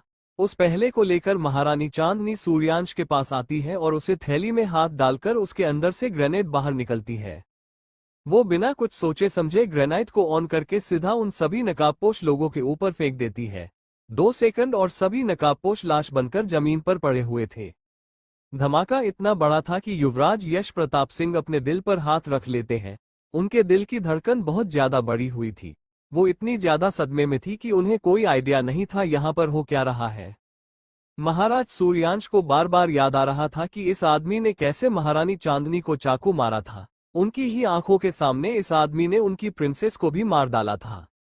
महारानी चांदनी और राजकुमारी लूना सोल महाराज सूर्यांश की बॉटम लाइन है, जिसे क्रॉस कर दिया था आज युवराज यश प्रताप सिंह ने। हर गलती की सजा होती है, लेकिन इस गलती की कोई सजा नहीं। वो गुस्से में आगे बढ़ते हैं और यश प्रताप सिंह के बाल को अपनी मुट्ठी में भरकर उसके सर को ऊपर करते हैं और थोड़ी ही दूर बने एक पेड़ के पास जाकर उसके सर को बहुत जोर से पेड़ पर पटक देते हैं। चोट युवराज यश प्रताप सिंह को इतनी ज्यादा लगी हुई थी कि उनके सर से खून बिल्कुल पानी की तरह बह रहा था। वो खुद को संभाल भी नहीं पाए थे कि अचानक से उन्हें अपने पेट पर जोरदार लात पड़ती है। युवराज यश प्रताप सिंह बिल्कुल भी होश में नहीं थे कि उनके साथ अचानक से इन कुछ मिनट में क्या हो गया। सूर्यांश गुस्से में बार बार युवराज यश प्रताप सिंह को मारे जा रहा था। सूर्यांश का हर एक वार इतना ज्यादा भयानक था कि युवराज यश प्रताप सिंह कुछ भी संभाल नहीं पा रहे थे। सूर्यांश युवराज यश प्रताप सिंह को और तकलीफ देते हुए बोलता है, राजमाता सुमित्रा देवी मेरी माँ है, मेरी अपनी माँ जिन्होंने मुझे जन्म दिया है। मेरी चांद, मेरी जिंदगी, मेरी मोहब्बत जो तुझे चाहिए थी वो भी मेरी बन गई है, मेरे बच्चे की माँ बन गई है। प्रतापगढ़ जिसके नाम पर तू इतना घमंडी हो चुका था, अब वहां का महाराज मैं हूँ। कुछ नहीं है तेरे पास, तू एक हारे हुए इंसान से ज्यादा और कुछ नहीं है। इस धरती पर जिंदा रहकर तू ऑक्सीजन वेस्ट। इस बात को हिंदी में कैसे बोलते हैं आप लोग समझ लेना, क्योंकि सूर्यांश ने हिंदी में बोला है, कर रहा है, इससे ज्यादा और कुछ नहीं। तू इस धरती पर बस एक बोझ बनकर रह गया है जो सिर्फ यहाँ के अनाज को ही कम कर रहा है। लेकिन अब वक्त आ गया है तुझे तेरी जिंदगी से आजाद करने का। हमने तुझे एक मौका दिया था अपनी जिंदगी ने सिरे से शुरू करने का। तू चाहता तो खुद का अपना एक छोटा सा परिवार बसाकर खुश रह सकता था, लेकिन खुद का परिवार बसाने की जगह तूने मेरे परिवार को उजाड़ने की कोशिश की। मेरी लूना, मेरी प्रिंसेस, मेरी जिंदगी, मेरे जिगर के टुकड़े को आज तेरी वजह से कितना ज्यादा डर लग गया था। मेरी प्रिंसेस आज तेरी वजह से इतना ज्यादा रोई है, उसके हर एक आंसू की कीमत चुकाएगा तू। चांद, जिसे मैं सबसे ज्यादा प्यार करता हूँ, उसे चाकू मारने की हिम्मत कर दी तूने। वो तो खुद ही था जिसने शुरुआत में उसे ठुकराया था, लेकिन अब जब वो तुझे भूल कर आगे बढ़ गई है और मेरे साथ अपनी जिंदगी की रही है, तब तो उसकी जिंदगी में आग लगाने के लिए वापस आ गया। वो कोई सामान नहीं है जो नहीं मिले तो उसे नष्ट कर दो। वो अर्धांगिनी है मेरी और उसकी रक्षा करना मेरा कर्तव्य। मेरी आंखों के सामने मेरी चांदनी को तूने इतनी तकलीफ दे दी। अब वक्त आ गया है कि तकलीफ तुझे दी जाए। दुनिया वालों की नजरों में तो एक मरा हुआ इंसान घोषित होगा जो किसी जानवर द्वारा मारा जा चुका है, लेकिन तुझे अब जीते जी नर्क के दर्शन मैं करवाऊंगा। सूर्यांश के टॉर्चर रूम में तुम मेरे सबसे पसंदीदा रहोगे। चांदनी अपना हर एक एक्सपेरिमेंट अब तुम पर करेगी। हर एक टॉर्चर की हद पार कर दूंगा तुम्हारे साथ मैं। और तुम्हारी जानकारी के लिए बता दो कि टॉर्चर का मतलब होता है प्रताड़ित करना। अभी तक युवराज यश प्रताप सिंह जो चुपचाप बात सुन रहे थे, टॉर्चर का असली मतलब जानकर उनके होश उड़ जाते हैं। उन्हें एहसास हो गया था कि उन्होंने सच में बहुत बड़ी गलती कर दी है। वो अब माफी मांगने तक की हालत में नहीं थी, क्योंकि सूर्यांश ने सबसे पहले उनके मुंह को ही तोड़ दिया था, जिसकी वजह से उन्हें बोलने में भी प्रॉब्लम हो रही थी। सूर्यांश चिल्लाते हुए बोलता है, चांद, इस लैब के जेल में बंद करो। सूर्यांश की बात को सुनकर महारानी चांदनी अपने होश में वापस आती है, जो आज पहली बार सूर्यांश को ऐसे रूप में देख रही थी। वो सूर्यांश की बात को समझकर तुरंत ही अपने ब्रेसलेट को पड़ती है, लेकिन उनके हाथ में कोई ब्रेसलेट था ही नहीं। वो हैरानी से अपने हाथ को देखने लगती है जिसमें ब्रेसलेट नहीं था। वो टेंशन भरी नजरों से इधर उधर देखने लगती है, तभी उनकी नजर अचानक से ही बरगद के पेड़ के नीचे खड़ी रहस्यमयी लड़की पर पड़ जाती है, और सबसे इम्पोर्टेंट बात कि उन्हें उस लड़की के हाथों में अपना ब्रेसलेट दिखाई देता है। महारानी चांदनी को ऐसा लगता है जैसे वो लड़की कोई चोर है, जिसकी वजह से वो उस लड़की की तरफ बढ़ जाती है। वो लड़की के पास पहुंचती उसके पहले ही लड़की अपने ब्रेसलेट के साथ कुछ करती है, और अचानक से ही ब्रेसलेट के अंदर से एक अजीब सी रोशनी निकलने लगती है। वो लड़की इस रोशनी को युवराज यश प्रताप सिंह की तरफ कर देती है, जो अधमरी हालत में जमीन पर पड़े हुए थे। वो अजीब सी रहस्यमयी रोशनी जैसे ही युवराज यश प्रताप सिंह से टकराती है, अचानक से ही युवराज यश प्रताप सिंह किसी चुंबक की तरह खींचते हुए आते हैं और ब्रेसलेट के अंदर समा जाते हैं। ये सब इतनी जल्दी हुआ कि किसी को कुछ भी समझने का मौका ही नहीं मिला। महारानी चांदनी बहुत ज्यादा हैरान हो गई थी, क्योंकि उनके बेसिक में ऐसा फीचर नहीं था। उन्हें अपने ब्रेसलेट में किसी को कैद करने के लिए थोड़ा लॉन्ग प्रोसेस करना पड़ता है, लेकिन ये तो बिना किसी मेहनत के किसी को भी अपने अंदर कैद कर ले रहा है। इस नज़ारे को देखकर महाराज सूर्यांश और महारानी चांदनी दोनों ही जल्दी से उस रहस्यमयी लड़की के पास आकर खड़े हो जाते हैं और उसे अजीब नजरों से देखने लगते हैं। एक्चुअली में इन दोनों को खुद ही नहीं पता था कि करने के बाद ये लोग जिंदा कैसे होगा, लेकिन अपने सामने खड़ी रहस्यमयी लड़की को देखकर उन्हें कहीं ना कहीं एहसास हो रहा था कि उनके वापस से जिंदा होने के पीछे कहीं ना कहीं इसी लड़की का हाथ है। वो दोनों थोड़ी देर तक उस लड़की को घूरकर देखते हैं, क्योंकि लड़की ने साल 2024 के कपड़े पहन रखे थे, और अचानक से ही सूर्यांश उसके चेहरे का मास्क हटा देता है। जिस पल रहस्यमयी लड़की का मास्क हटा है, उसका चांद से भी ज्यादा खूबसूरत बेदाग सा चेहरा सूर्यांश और चांदनी के सामने आ जाता है। उसके चेहरे को देखते ही सूर्यांश और चांदनी के पैरों तले जमीन खिसक गई। दोनों को अपनी आंखों पर भरोसा ही नहीं हो रहा था। वो लड़की बेहद ही रहस्यमय तरीके से मुस्कुराकर अपने सामने खड़े दोनों लोगों को देख रही थी। सूर्यांश थोड़ा हकलाते हुए बोलता है, तुम तो। 2 घंटे बाद महाराज सूर्यांश सूर्यवंशी और महारानी चांदनी बिना किसी एक्सप्रेशन के चुपचाप मागढ़ के महल में वापस आ जाते हैं। गौर करने वाली बात यह थी कि उनके साथ लूना नहीं थी। लूना कहाँ गई और उसके साथ क्या हुआ, इस बारे में किसी को कोई आइडिया नहीं है। और सबसे इम्पोर्टेंट बात, महारानी चांदनी का ब्रेसलेट कैसे गायब हो गया। इस वक्त महारानी चांदनी के हाथ में जो ब्रेसलेट था वो उस रहस्यमयी लड़की ने महारानी चांदनी को दिया था। उसने महाराज सूर्यांश सूर्यवंशी और महारानी चांदनी को कुछ ऐसी सच्चाई बता दी जिसके बाद दोनों लूना को इग्नोर करके अपने घर वापस आ गए।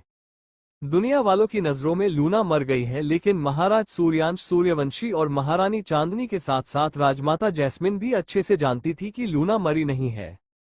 लूना को अपनी जिंदगी इस यूनिवर्स में नहीं बितानी थी। उसकी किस्मत में भगवान ने पहले से ही कुछ और लिख रखा था। वो लोग लूना को वापस ला सकते थे, लेकिन उन्होंने ऐसा नहीं किया, क्योंकि इसके पीछे बहुत बड़ा रीजन है।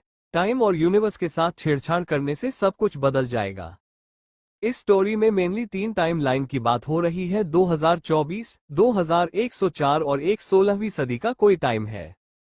तो फिर शुरू से शुरू करते हैं। कहानी शुरू होती है साल 2104 से, जहां एक साइंटिस्ट जैस्मिन टाइम मशीन बनाने के चक्कर में कुछ गड़बड़ कर देती है और एक टाइम पोर्टल क्रिएट कर देती है जो किसी और यूनिवर्स से कनेक्ट था।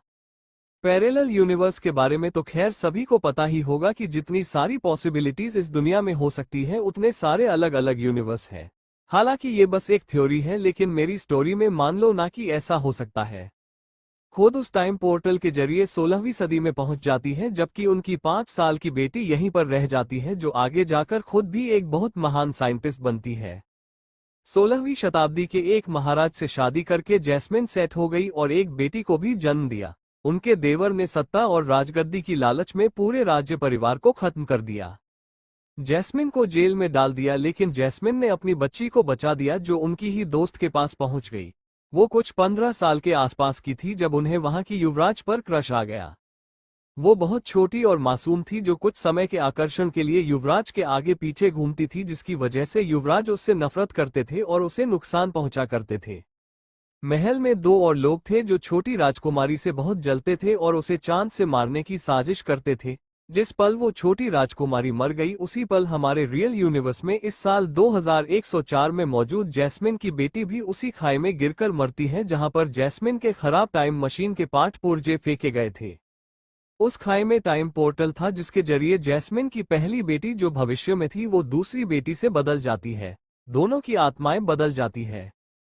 और इसके बाद शुरू हुई 16वीं शताब्दी की कहानी। लेकिन इसे शुरू करने से पहले एक और चीज थी जो हुई थी। साल 2104 में जैस्मिन की बेटी एंजेलिना के मरने के कुछ समय पहले एक अनजान लड़का उनके पास आकर उन्हें कुछ अजीब अजीब सी बातें बताता है। और उनके मरने के कुछ समय बाद ही एंजेलिना के कातिलों को बहुत बुरी मौत मार देता है। वो अनजान लड़का कौन है, किसी को कोई आइडिया नहीं है। 16वीं शताब्दी। इस कहानी में शुरू से लेकर आखिर तक 16वीं शताब्दी के बारे में सब कुछ बताया गया है, लेकिन इस कहानी में कुछ ऐसे सवाल भी हैं जिसका कोई जवाब नहीं है, या फिर जिसके जवाब आप रीडर नहीं समझ पा रहे होंगे। इसमें 2-3 अनजान कैरेक्टर आए हुए हैं। प्रतापगढ़ के महाराज कभी आए ही नहीं। बहुत कुछ ऐसा है जो इस स्टोरी में अधूरा रह गया है।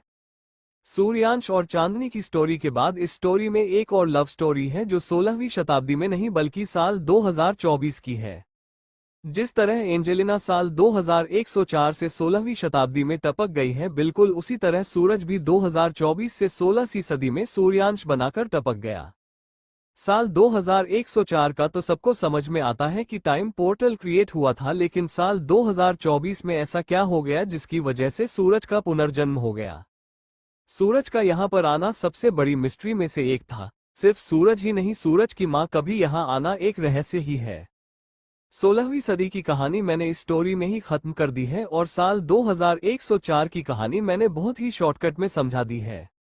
और अब बारी है ये जानने की कि इन दोनों कहानियों में साल 2024 कहां से बीच में आ गया।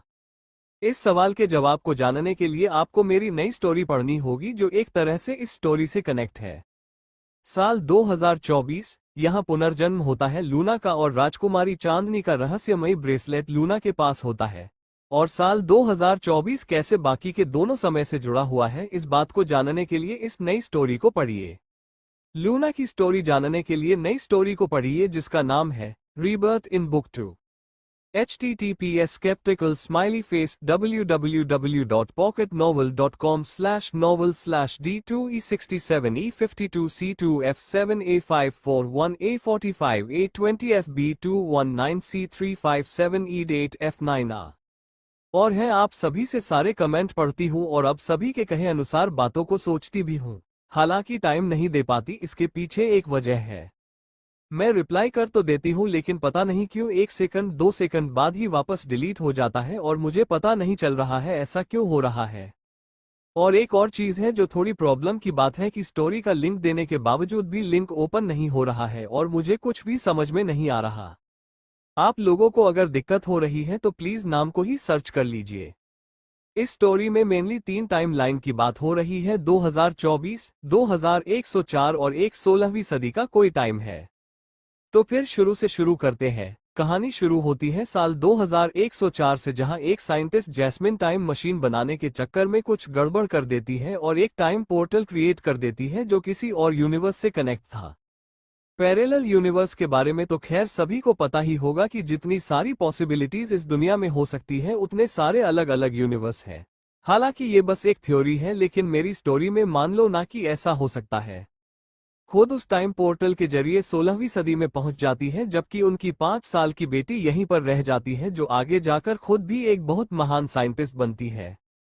16वीं शताब्दी के एक महाराज से शादी करके जैस्मिन सेट हो गई और एक बेटी को भी जन्म दिया। उनके देवर ने सत्ता और राजगद्दी की लालच में पूरे राज्य परिवार को खत्म कर दिया।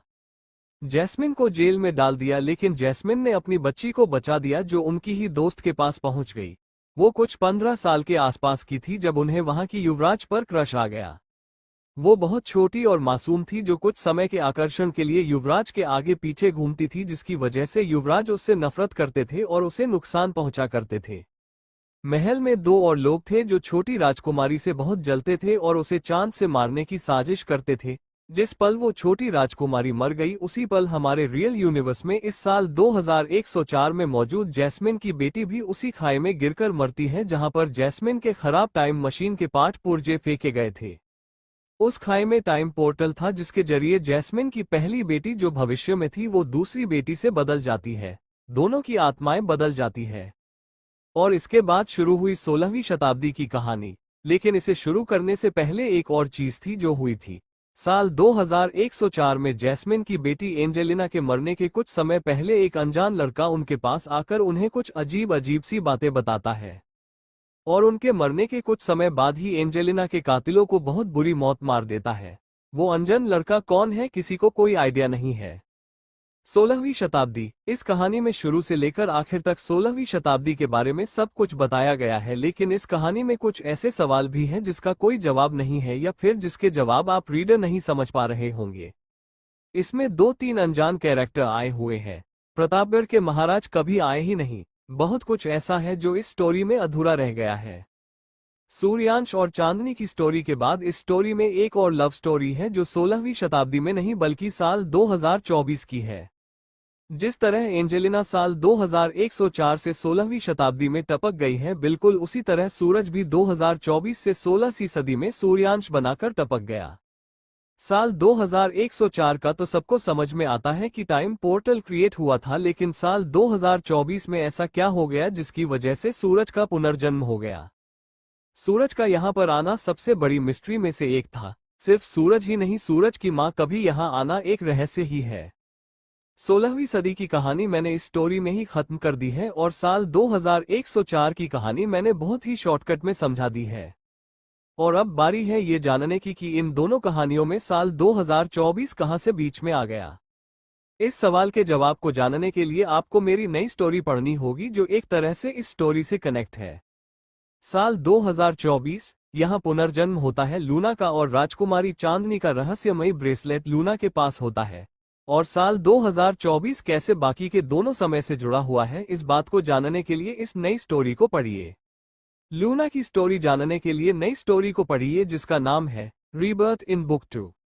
https skeptical smiley face www.pocketnovel.com/novel/D2E67E52C2F7A541845A20F B219C357E8F9A। और है आप सभी से सारे कमेंट पढ़ती हूँ और अब सभी के कहे अनुसार बातों को सोचती भी हूँ। हालांकि टाइम नहीं दे पाती, इसके पीछे एक वजह है। मैं रिप्लाई कर तो देती हूँ, लेकिन पता नहीं क्यों 1 सेकंड 2 सेकंड बाद ही वापस डिलीट हो जाता है और मुझे पता नहीं चल रहा है ऐसा क्यों हो रहा है। और एक और चीज है जो थोड़ी प्रॉब्लम की बात है कि स्टोरी का लिंक देने के बावजूद भी लिंक ओपन नहीं हो रहा है और मुझे कुछ भी समझ में नहीं आ रहा। आप लोगों को अगर दिक्कत हो रही है तो प्लीज नाम को ही सर्च कर लीजिए। इस स्टोरी में मेनली 3 टाइम लाइन की बात हो रही है, 2024, 2104 और एक 16वीं सदी का कोई टाइम है। तो फिर शुरू से शुरू करते हैं। कहानी शुरू होती है साल 2104 से, जहां एक साइंटिस्ट जैस्मिन टाइम मशीन बनाने के चक्कर में कुछ गड़बड़ कर देती है और एक टाइम पोर्टल क्रिएट कर देती है जो किसी और यूनिवर्स से कनेक्ट था। पैरेलल यूनिवर्स के बारे में तो खैर सभी को पता ही होगा कि जितनी सारी पॉसिबिलिटीज इस दुनिया में हो सकती है उतने सारे अलग अलग यूनिवर्स हैं। हालांकि ये बस एक थ्योरी है, लेकिन मेरी स्टोरी में मान लो ना कि ऐसा हो सकता है। खुद उस टाइम पोर्टल के जरिए 16वीं सदी में पहुंच जाती है, जबकि उनकी 5 साल की बेटी यहीं पर रह जाती है, जो आगे जाकर खुद भी एक बहुत महान साइंटिस्ट बनती है। 16वीं शताब्दी के एक महाराज से शादी करके जैस्मिन सेट हो गई और एक बेटी को भी जन्म दिया। उनके देवर ने सत्ता और राजगद्दी की लालच में पूरे राज्य परिवार को खत्म कर दिया। जैस्मिन को जेल में डाल दिया, लेकिन जैस्मिन ने अपनी बच्ची को बचा दिया, जो उनकी ही दोस्त के पास पहुंच गई। वो कुछ 15 साल के आसपास की थी जब उन्हें वहां की युवराज पर क्रश आ गया। वो बहुत छोटी और मासूम थी, जो कुछ समय के आकर्षण के लिए युवराज के आगे पीछे घूमती थी, जिसकी वजह से युवराज उससे नफरत करते थे और उसे नुकसान पहुंचा करते थे। महल में 2 और लोग थे जो छोटी राजकुमारी से बहुत जलते थे और उसे चांद से मारने की साजिश करते थे। जिस पल वो छोटी राजकुमारी मर गई, उसी पल हमारे रियल यूनिवर्स में इस साल 2104 में मौजूद जैस्मिन की बेटी भी उसी खाई में गिरकर मरती है, जहां पर जैस्मिन के खराब टाइम मशीन के पार्ट पुर्जे फेंके गए थे। उस खाई में टाइम पोर्टल था, जिसके जरिए जैस्मिन की पहली बेटी जो भविष्य में थी वो दूसरी बेटी से बदल जाती है। दोनों की आत्माएं बदल जाती है। और इसके बाद शुरू हुई 16वीं शताब्दी की कहानी। लेकिन इसे शुरू करने से पहले एक और चीज थी जो हुई थी। साल 2104 में जैस्मिन की बेटी एंजेलिना के मरने के कुछ समय पहले एक अनजान लड़का उनके पास आकर उन्हें कुछ अजीब अजीब सी बातें बताता है। और उनके मरने के कुछ समय बाद ही एंजेलिना के कातिलों को बहुत बुरी मौत मार देता है। वो अनजान लड़का कौन है, किसी को कोई आइडिया नहीं है। 16वीं शताब्दी। इस कहानी में शुरू से लेकर आखिर तक 16वीं शताब्दी के बारे में सब कुछ बताया गया है, लेकिन इस कहानी में कुछ ऐसे सवाल भी हैं जिसका कोई जवाब नहीं है, या फिर जिसके जवाब आप रीडर नहीं समझ पा रहे होंगे। इसमें 2-3 अनजान कैरेक्टर आए हुए हैं। प्रतापगढ़ के महाराज कभी आए ही नहीं। बहुत कुछ ऐसा है जो इस स्टोरी में अधूरा रह गया है।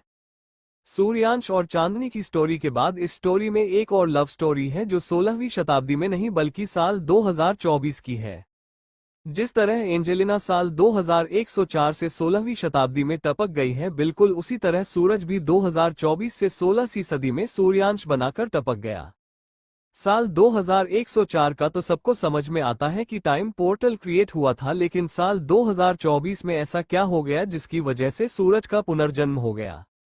सूरज का यहाँ पर आना सबसे बड़ी मिस्ट्री में से एक था। सिर्फ सूरज ही नहीं, सूरज की माँ कभी यहाँ आना एक रहस्य ही है। 16वीं सदी की कहानी मैंने इस स्टोरी में ही खत्म कर दी है, और साल 2104 की कहानी मैंने बहुत ही शॉर्टकट में समझा दी है। और अब बारी है ये जानने की कि इन दोनों कहानियों में साल 2024 कहां से बीच में आ गया। इस सवाल के जवाब को जानने के लिए आपको मेरी नई स्टोरी पढ़नी होगी, जो एक तरह से इस स्टोरी से कनेक्ट है। साल 2024। कृषिका ठाकुर एक मासूम और साफ दिल की लड़की, जिसकी बड़ी बहन ने उसे एक बहुत ही घटिया साजिश का शिकार बना दिया और उसके परिवार की नजरों में उसे गिरा दिया। कृषिका का पूरा परिवार उससे नफरत करने लगा है और बेचारी भोली सी कृष को कुछ समझ में नहीं आता। वो अपनी मासूमियत की वजह से धीरे धीरे अपनी ही बड़ी बहन के जाल में फंस चली जाती है और शिकार हो जाती है एक ऐसी साजिश का, जिसके बाद उसकी मौत हो जाती है। घर वालों का साथ छोड़ देना, अपने ही क्रश के हाथों मारा जाना, और जस्ट 2-3 दिन पहले ही जिस इंसान से उसकी शादी हुई, उस आदमी ने भी उसके साथ बहुत बुरा किया। देखना काफी इंटरेस्टिंग होगा कि अपने पुनर्जन्म के बाद कृष कैसे सारे लोगों से अपना बदला लेती है। कृष के बदले की कहानी को आगे जानने के लिए पढ़िए रीबर्थ ऑफ साइको कृष। कृषिका ठाकुर एक मासूम और साफ दिल की लड़की, जिसकी बड़ी बहन ने उसे एक बहुत ही घटिया साजिश का शिकार बना दिया और उसके परिवार की नजरों में उसे गिरा दिया। कृषिका का पूरा परिवार उससे नफरत करने लगा है और बेचारी भोली सी कृष को कुछ समझ में नहीं आता। वो अपनी मासूमियत की वजह से धीरे धीरे अपनी ही बड़ी बहन के जाल में फंस चली जाती है और शिकार हो जाती है एक ऐसी साजिश का, जिसके बाद उसकी मौत हो जाती है। घर वालों का साथ छोड़ देना, अपने ही क्रश के हाथों मारा जाना, और जस्ट 2-3 दिन पहले ही जिस इंसान से उसकी शादी हुई, उस आदमी ने भी उसके साथ बहुत बुरा किया। देखना काफी इंटरेस्टिंग होगा कि अपने पुनर्जन्म के बाद कृष कैसे सारे लोगों से अपना बदला लेती है। कृष के बदले की कहानी को आगे जानने के लिए पढ़िए रीबर्थ ऑफ साइको कृष। कृषिका ठाकुर एक मासूम और साफ दिल की लड़की, जिसकी बड़ी बहन ने उसे एक बहुत ही घटिया साजिश का शिकार बना दिया और उसके परिवार की नजरों में उसे गिरा दिया। कृषिका का पूरा परिवार उससे नफरत करने लगा है और बेचारी भोली सी कृष को कुछ समझ में नहीं आता। वो अपनी मासूमियत की वजह से धीरे धीरे अपनी ही बड़ी बहन के जाल में फंस चली जाती है और शिकार हो जाती है एक ऐसी साजिश का, जिसके बाद उसकी मौत हो जाती है। घर वालों का साथ छोड़ देना, अपने ही क्रश के हाथों मारा जाना और जस्ट 2-3 दिन पहले ही जिस इंसान से उसकी शादी हुई उस आदमी ने भी उसके साथ बहुत बुरा किया। देखना काफी इंटरेस्टिंग होगा कि अपने पुनर्जन्म के बाद क्रिश कैसे सारे लोगों से अपना बदला लेती है। क्रिश के बदले की कहानी को आगे जानने के लिए पढ़िए rebirth of psycho Krrish. कृषिका Thakur एक मासूम और साफ दिल की लड़की जिसकी बड़ी बहन ने उसे एक बहुत ही घटिया साजिश का शिकार बना दिया और उसके परिवार की नजरों में उसे गिरा दिया। कृषिका का पूरा परिवार उससे नफरत करने लगा है और बेचारी भोली सी कृष को कुछ समझ में नहीं आता। वो अपनी मासूमियत की वजह से धीरे धीरे अपनी ही बड़ी बहन के जाल में फंस चली जाती है और शिकार हो जाती है एक ऐसी साजिश का जिसके बाद उसकी मौत हो जाती है।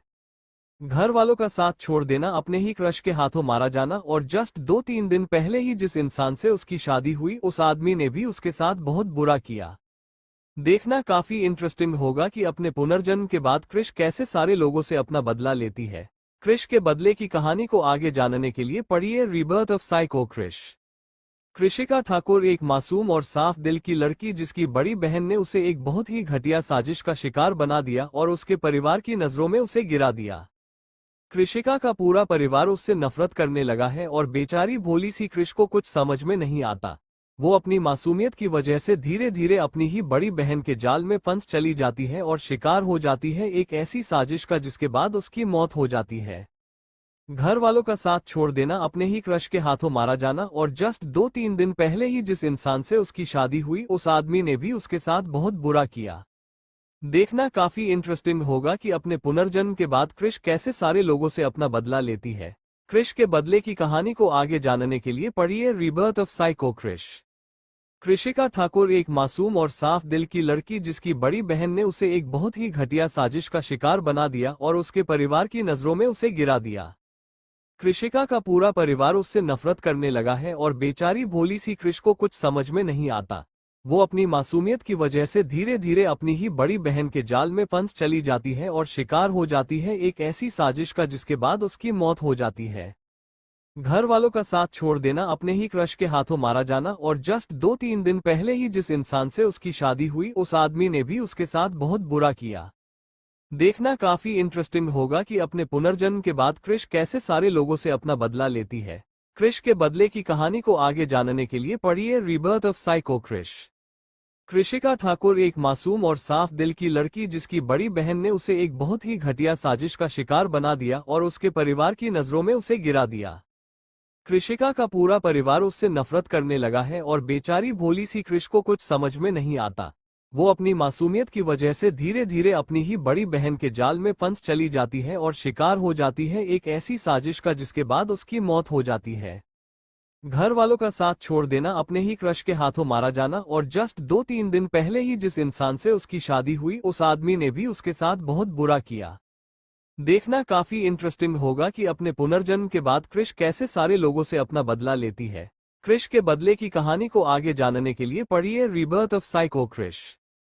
कृषिका ठाकुर एक मासूम और साफ दिल की लड़की जिसकी बड़ी बहन ने उसे एक बहुत ही घटिया साजिश का शिकार बना दिया और उसके परिवार की नजरों में उसे गिरा दिया। कृषिका का पूरा परिवार उससे नफरत करने लगा है और बेचारी भोली सी कृष को कुछ समझ में नहीं आता। वो अपनी मासूमियत की वजह से धीरे धीरे अपनी ही बड़ी बहन के जाल में फंस चली जाती है और शिकार हो जाती है एक ऐसी साजिश का जिसके बाद उसकी मौत हो जाती है। घर वालों का साथ छोड़ देना, अपने ही क्रश के हाथों मारा जाना और जस्ट 2-3 दिन पहले ही जिस इंसान से उसकी शादी हुई उस आदमी ने भी उसके साथ बहुत बुरा किया। देखना काफी इंटरेस्टिंग होगा कि अपने पुनर्जन्म के बाद क्रिश कैसे सारे लोगों से अपना बदला लेती है। क्रिश के बदले की कहानी को आगे जानने के लिए पढ़िए रीबर्थ ऑफ साइको क्रिश।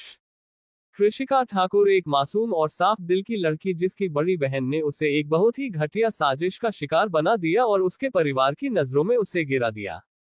कृषिका का पूरा परिवार उससे नफरत करने लगा है और बेचारी भोली सी कृष को कुछ समझ में नहीं आता। वो अपनी मासूमियत की वजह से धीरे धीरे अपनी ही बड़ी बहन के जाल में फंस चली जाती है और शिकार हो जाती है एक ऐसी साजिश का जिसके बाद उसकी मौत हो जाती है।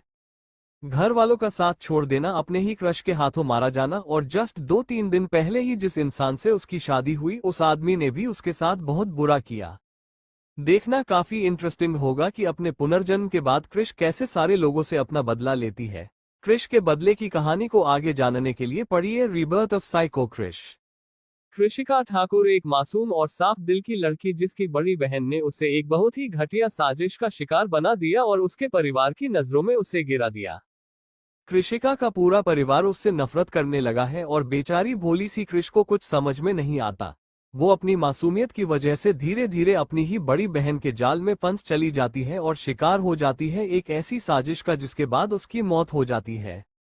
घर वालों का साथ छोड़ देना, अपने ही क्रश के हाथों मारा जाना और जस्ट 2-3 दिन पहले ही जिस इंसान से उसकी शादी हुई उस आदमी ने भी उसके साथ बहुत बुरा किया। देखना काफी इंटरेस्टिंग होगा कि अपने पुनर्जन्म के बाद कृष कैसे सारे लोगों से अपना बदला लेती है। कृष के बदले की कहानी को आगे जानने के लिए पढ़िए रीबर्थ ऑफ साइको कृष। कृषिका ठाकुर एक मासूम और साफ दिल की लड़की जिसकी बड़ी बहन ने उसे एक बहुत ही घटिया साजिश का शिकार बना दिया और उसके परिवार की नजरों में उसे गिरा दिया। कृषिका का पूरा परिवार उससे नफरत करने लगा है और बेचारी भोली सी कृष को कुछ समझ में नहीं आता। वो अपनी मासूमियत की वजह से धीरे धीरे अपनी ही बड़ी बहन के जाल में फंस चली जाती है और शिकार हो जाती है एक ऐसी साजिश का जिसके बाद उसकी मौत हो जाती है। घर वालों का साथ छोड़ देना, अपने ही क्रश के हाथों मारा जाना और जस्ट 2-3 दिन पहले ही जिस इंसान से उसकी शादी हुई उस आदमी ने भी उसके साथ बहुत बुरा किया। देखना काफी इंटरेस्टिंग होगा कि अपने पुनर्जन्म के बाद कृष कैसे सारे लोगों से अपना बदला लेती है। कृष के बदले की कहानी को आगे जानने के लिए पढ़िए रीबर्थ ऑफ साइको कृष। कृषिका ठाकुर एक मासूम और साफ दिल की लड़की जिसकी बड़ी बहन ने उसे एक बहुत ही घटिया साजिश का शिकार बना दिया और उसके परिवार की नजरों में उसे गिरा दिया। कृषिका का पूरा परिवार उससे नफरत करने लगा है और बेचारी भोली सी कृष को कुछ समझ में नहीं आता। वो अपनी मासूमियत की वजह से धीरे धीरे अपनी ही बड़ी बहन के जाल में फंस चली जाती है और शिकार हो जाती है एक ऐसी साजिश का जिसके बाद उसकी मौत हो जाती है। घर वालों का साथ छोड़ देना, अपने ही क्रश के हाथों मारा जाना और जस्ट 2-3 दिन पहले ही जिस इंसान से उसकी शादी हुई उस आदमी ने भी उसके साथ बहुत बुरा किया। देखना काफी इंटरेस्टिंग होगा कि अपने पुनर्जन्म के बाद कृष कैसे सारे लोगों से अपना बदला लेती है। कृष के बदले की कहानी को आगे जानने के लिए पढ़िए रीबर्थ ऑफ साइको कृष। कृषिका ठाकुर एक मासूम और साफ दिल की लड़की जिसकी बड़ी बहन ने उसे एक बहुत ही घटिया साजिश का शिकार बना दिया और उसके परिवार की नजरों में उसे गिरा दिया। कृषिका का पूरा परिवार उससे नफरत करने लगा है और बेचारी भोली सी कृष को कुछ समझ में नहीं आता। वो अपनी मासूमियत की वजह से धीरे धीरे अपनी ही बड़ी बहन के जाल में फंस चली जाती है और शिकार हो जाती है एक ऐसी साजिश का जिसके बाद उसकी मौत हो जाती है। घर वालों का साथ छोड़ देना, अपने ही क्रश के हाथों मारा जाना और जस्ट 2-3 दिन पहले ही जिस इंसान से उसकी शादी हुई उस आदमी ने भी उसके साथ बहुत बुरा किया। देखना काफी इंटरेस्टिंग होगा कि अपने पुनर्जन्म के बाद कृष कैसे सारे लोगों से अपना बदला लेती है। कृष के बदले की कहानी को आगे जानने के लिए पढ़िए रीबर्थ ऑफ साइको कृष। कृषिका ठाकुर एक मासूम और साफ दिल की लड़की जिसकी बड़ी बहन ने उसे एक बहुत ही घटिया साजिश का शिकार बना दिया और उसके परिवार की नजरों में उसे गिरा दिया। कृषिका का पूरा परिवार उससे नफरत करने लगा है और बेचारी भोली सी कृष को कुछ समझ में नहीं आता। वो अपनी मासूमियत की वजह से धीरे धीरे अपनी ही बड़ी बहन के जाल में फंस चली जाती है और शिकार हो जाती है एक ऐसी साजिश का जिसके बाद उसकी मौत हो जाती है। घर वालों का साथ छोड़ देना, अपने ही क्रश के हाथों मारा जाना और जस्ट 2-3 दिन पहले ही जिस इंसान से उसकी शादी हुई उस आदमी ने भी उसके साथ बहुत बुरा किया। देखना काफी इंटरेस्टिंग होगा कि अपने पुनर्जन्म के बाद कृष कैसे सारे लोगों से अपना बदला लेती है। कृष के बदले की कहानी को आगे जानने के लिए पढ़िए रीबर्थ ऑफ साइको कृष। कृषिका ठाकुर एक मासूम और साफ दिल की लड़की जिसकी बड़ी बहन ने उसे एक बहुत ही घटिया साजिश का शिकार बना दिया और उसके परिवार की नजरों में उसे गिरा दिया। कृषिका का पूरा परिवार उससे नफरत करने लगा है और बेचारी भोली सी कृष को कुछ समझ में नहीं आता। वो अपनी मासूमियत की वजह से धीरे धीरे अपनी ही बड़ी बहन के जाल में फंस चली जाती है और शिकार हो जाती है एक ऐसी साजिश का जिसके बाद उसकी मौत हो जाती है। घर वालों का साथ छोड़ देना, अपने ही क्रश के हाथों मारा जाना और जस्ट 2-3 दिन पहले ही जिस इंसान से उसकी शादी हुई उस आदमी ने भी उसके साथ बहुत बुरा किया। देखना काफी इंटरेस्टिंग होगा कि अपने पुनर्जन्म के बाद कृष कैसे सारे लोगों से अपना बदला लेती है। कृष के बदले की कहानी को आगे जानने के लिए पढ़िए रीबर्थ ऑफ साइको कृष। कृषिका ठाकुर एक मासूम और साफ दिल की लड़की जिसकी बड़ी बहन ने उसे एक बहुत ही घटिया साजिश का शिकार बना दिया और उसके परिवार की नजरों में उसे गिरा दिया। कृषिका का पूरा परिवार उससे नफरत करने लगा है और बेचारी भोली सी कृष को कुछ समझ में नहीं आता। वो अपनी मासूमियत की वजह से धीरे धीरे अपनी ही बड़ी बहन के जाल में फंस चली जाती है और शिकार हो जाती है एक ऐसी साजिश का जिसके बाद उसकी मौत हो जाती है। घर वालों का साथ छोड़ देना, अपने ही क्रश के हाथों मारा जाना और जस्ट 2-3 दिन पहले ही जिस इंसान से उसकी शादी हुई उस आदमी ने भी उसके साथ बहुत बुरा किया। देखना काफी इंटरेस्टिंग होगा कि अपने पुनर्जन्म के बाद क्रिश कैसे सारे लोगों से अपना बदला लेती है। क्रिश के बदले की कहानी को आगे जानने के लिए पढ़िए rebirth of psycho Krrish. कृषिका Thakur एक मासूम और साफ दिल की लड़की जिसकी बड़ी बहन ने उसे एक बहुत ही घटिया साजिश का शिकार बना दिया और उसके परिवार की नजरों में उसे गिरा दिया। कृषिका का पूरा परिवार उससे नफरत करने लगा है और बेचारी भोली सी क्रिश को कुछ समझ में नहीं आता। वो अपनी मासूमियत की वजह से धीरे धीरे अपनी ही बड़ी बहन के जाल में फंस चली जाती है और शिकार हो जाती है एक ऐसी साजिश का जिसके बाद उसकी मौत हो जाती है। घर वालों का साथ छोड़ देना, अपने ही क्रश के हाथों मारा जाना और जस्ट 2-3 दिन पहले ही जिस इंसान से उसकी शादी हुई उस आदमी ने भी उसके साथ बहुत बुरा किया। देखना काफी इंटरेस्टिंग होगा कि अपने पुनर्जन्म के बाद क्रिश कैसे सारे लोगों से अपना बदला लेती है। क्रिश के बदले की कहानी को आगे जानने के लिए पढ़िए rebirth of psycho Krrish. कृषिका Thakur एक मासूम और साफ दिल की लड़की जिसकी बड़ी बहन ने उसे एक बहुत ही घटिया साजिश का शिकार बना दिया और उसके परिवार की नजरों में उसे गिरा दिया। कृषिका का पूरा परिवार उससे नफरत करने लगा है और बेचारी भोली सी क्रिश को कुछ समझ में नहीं आता। वो अपनी मासूमियत की वजह से धीरे धीरे अपनी ही बड़ी बहन के जाल में फंस चली जाती है और शिकार हो जाती है एक ऐसी साजिश का जिसके बाद उसकी मौत हो जाती है।